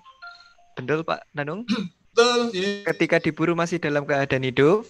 Betul. Perburuan menggunakan alat yang bisa melukai, yang bisa mengeluarkan darah, betul. Seperti pisau, senapan. Gitu. Ya. Lalu yang keempat adalah ketika akan melepas alat berburu, wajib membaca basmalah. Iya, betul. Boleh menggunakan hewan bantu untuk berburu, misal anjing. Iya. Itu Pak Nanung. Ya, tapi yang anjing tadi ada catatan ya. Catatan. Jadi kalau kita temukan atau hewan itu sampai ke tempat kita, dibawa digondol, dibawa digigit anjing ke tempat kita dalam keadaan sudah mati, maka tidak boleh kita konsumsi karena tidak jelas matinya karena buruan kita atau karena gigitan anjing gitu. Tapi kalau kemudian masih hidup ya, kalau masih hidup maka boleh kita konsumsi dengan catatan bagian yang digigit anjing tadi kita buang. Kira-kira demikian. Allah alam bisawab. Baik, terima kasih Pak Nanung. Ini saya baca juga di chat ini tadi ada yang menjawab tentang tugas sembelian ya. Terima kasih Bapak Ibu. Iya. Barakallah.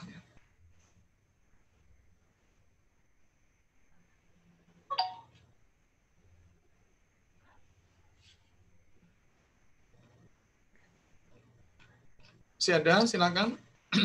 Ada Pak satu dari Khalid atas nama Khalid sebentar saya tanya. Pak Khalid dari Seattle. Iya dari Seattle. Sana malam tengah malam ya Pak Khalid ya. Ya hampir jam 1. Sampai jam 1. Ya. 12.40. Assalamualaikum Ustaz. Waalaikumsalam warahmatullahi wabarakatuh. Mau nanya ini Ustaz, kalau penyembelian dengan bantuan mesin, terutama ayam Ustaz. Saya sering lihat ada di supermarket gitu, daging ayam dengan label halal tapi dibilangnya mesin slaughter. Itu gimana gitu? Mesin slaughter, ya. Ternyata kualitas internet itu beda ya antara Amerika sama Indonesia ya. Ya Pak Khalid itu jelas sekali ya. Ya Pak Khalid, yang namanya mesin slaughter itu artinya penyembelihnya tidak manually pakai hand, disembelih pakai tangan, tapi ayam itu masih hidup dicentel apa sih? Jadi kedua kakinya digantung gitu, terbalik, kemudian pakai belt conveyor dia berjalan. Jalan, kemudian diatur agar jadi penyembelihan itu ada dua macam. Setelah dicentelkan gitu, nanti disembelih secara manual pakai tangan, pakai peso, pakai peso. Ada dua orang slaughterman atau jagal yang berhadapan pegang peso masing-masing nyembelih. Ada yang manual begitu. Tapi kalau di Amerika mestinya tidak menggunakan itu untuk ayam, tapi menggunakan rotary blade. Peso yang rotary berputar. Nah, itu belt conveyor nanti dilewatkan ke situ sehingga kemudian leher bagian depan itu teriris di bagian yang semestinya. Nah, kemudian di bagian sana itu ada petugas QC yang ngecek sembelihannya sudah tepat atau meleset. Kalau meleset, orang ini bertugas untuk menyempurnakan penyembelihan. Nah, metode semacam ini disetujui oleh para ulama sehingga kemudian diizinkan. Tentang bacaan basmalah itu tidak ada ketentuan harus 1 ekor 1 basmalah, tidak ada ketentuan. Yang penting dibacakan basmalah sebelum disembelih. bisa per ekor kalau sanggup. Jadi misalnya 5.000 ekor ya 5.000 bismillah. Bismillah terus silakan. Tapi kalaupun kemudian tidak 1 ekor 1 basmalah itu diizinkan. Misalnya setiap periodik, setiap 100 ekor, atau setiap 50 ekor, atau membaca basmalah di awal 1 kali. Bismillahirrahmanirrahim, Allahu Akbar, ya Allah, memohon di tempat duga akan menyembelih semua ayam yang ada di sini. Begitu diizinkan. Jadi tujuan penyembelihannya adalah untuk dikonsumsi dan dapatnya dari Allah Subhanahu wa taala, bukan untuk keperluan yang lain-lain. Jadi begitu Pak Khalid. Jadi penyembelihan menggunakan mesin yang dimaksud adalah menggunakan rotary blade atau mesin hanya sekedar untuk menggantung terbalik kaki ayam sehingga kemudian disembelih pakai manual, pakai tangan oleh 2 orang jaga. Kira-kira demikian. Allah bisawab.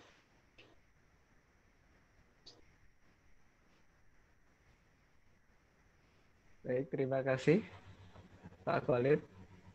Nah, selanjutnya ada dari Pak Aris Subianto, menanyakan tentang hukum apabila ketika kami baru ada di tugas di NTT, kami susah mencari makanan halal. Bahkan menu makanan serba mengandung babi. Jadi di hotel kami pesan menu makanan dengan telur atau ikan laut. Itu hukumnya bagaimana ya Ustadz? Karena menurut kami itu yang paling mendekati halal. Oke, tidak apa-apa. Jadi kalau di daerah-daerah yang non-muslim atau mayoritas non-muslim begitu, untuk menjaga diri, menghindari dari yang tidak halal, maka kita bisa memilih menu-menu yang aman. Bisa memilih ikan, bisa memilih mie instan, bisa memilih nasi dengan telur, ya, minum susu atau cornflake. Jadi sarapan pagi menggunakan cornflake ala orang Eropa, orang Amerika, itu bisa. Nah, kalau di hotel begitu, kalau di tempat rumah biasa ya kita bisa masak sendiri misalnya begitu. Nah, mudah-mudahan dengan cara itu kita lebih terjaga. Andaikan terpaksa sudah berusaha begitu kok ya masih kecolongan, itu ya namanya tidak sengaja, tidak apa-apa. Kira-kira demikian. Allah bisa. Baik. Itu termasuk pertanyaan yang terakhir Ustadz, berhubung waktu sudah Alhamdulillah, segar asar. Akhiri. Wabillahi taufiq wa hidayah. Wassalamualaikum warahmatullahi wabarakatuh. Waalaikumsalam. Terima kasih. Tambahan lagi Mas, Bapak Ibu yang belum masuk di Telegram group dan belum masuk ke WhatsApp group, mohon menghubungi pengurus atau panitia untuk segera bisa dimasukkan. Saya kira demikian. Assalamualaikum warahmatullahi wabarakatuh. Baik, terima kasih.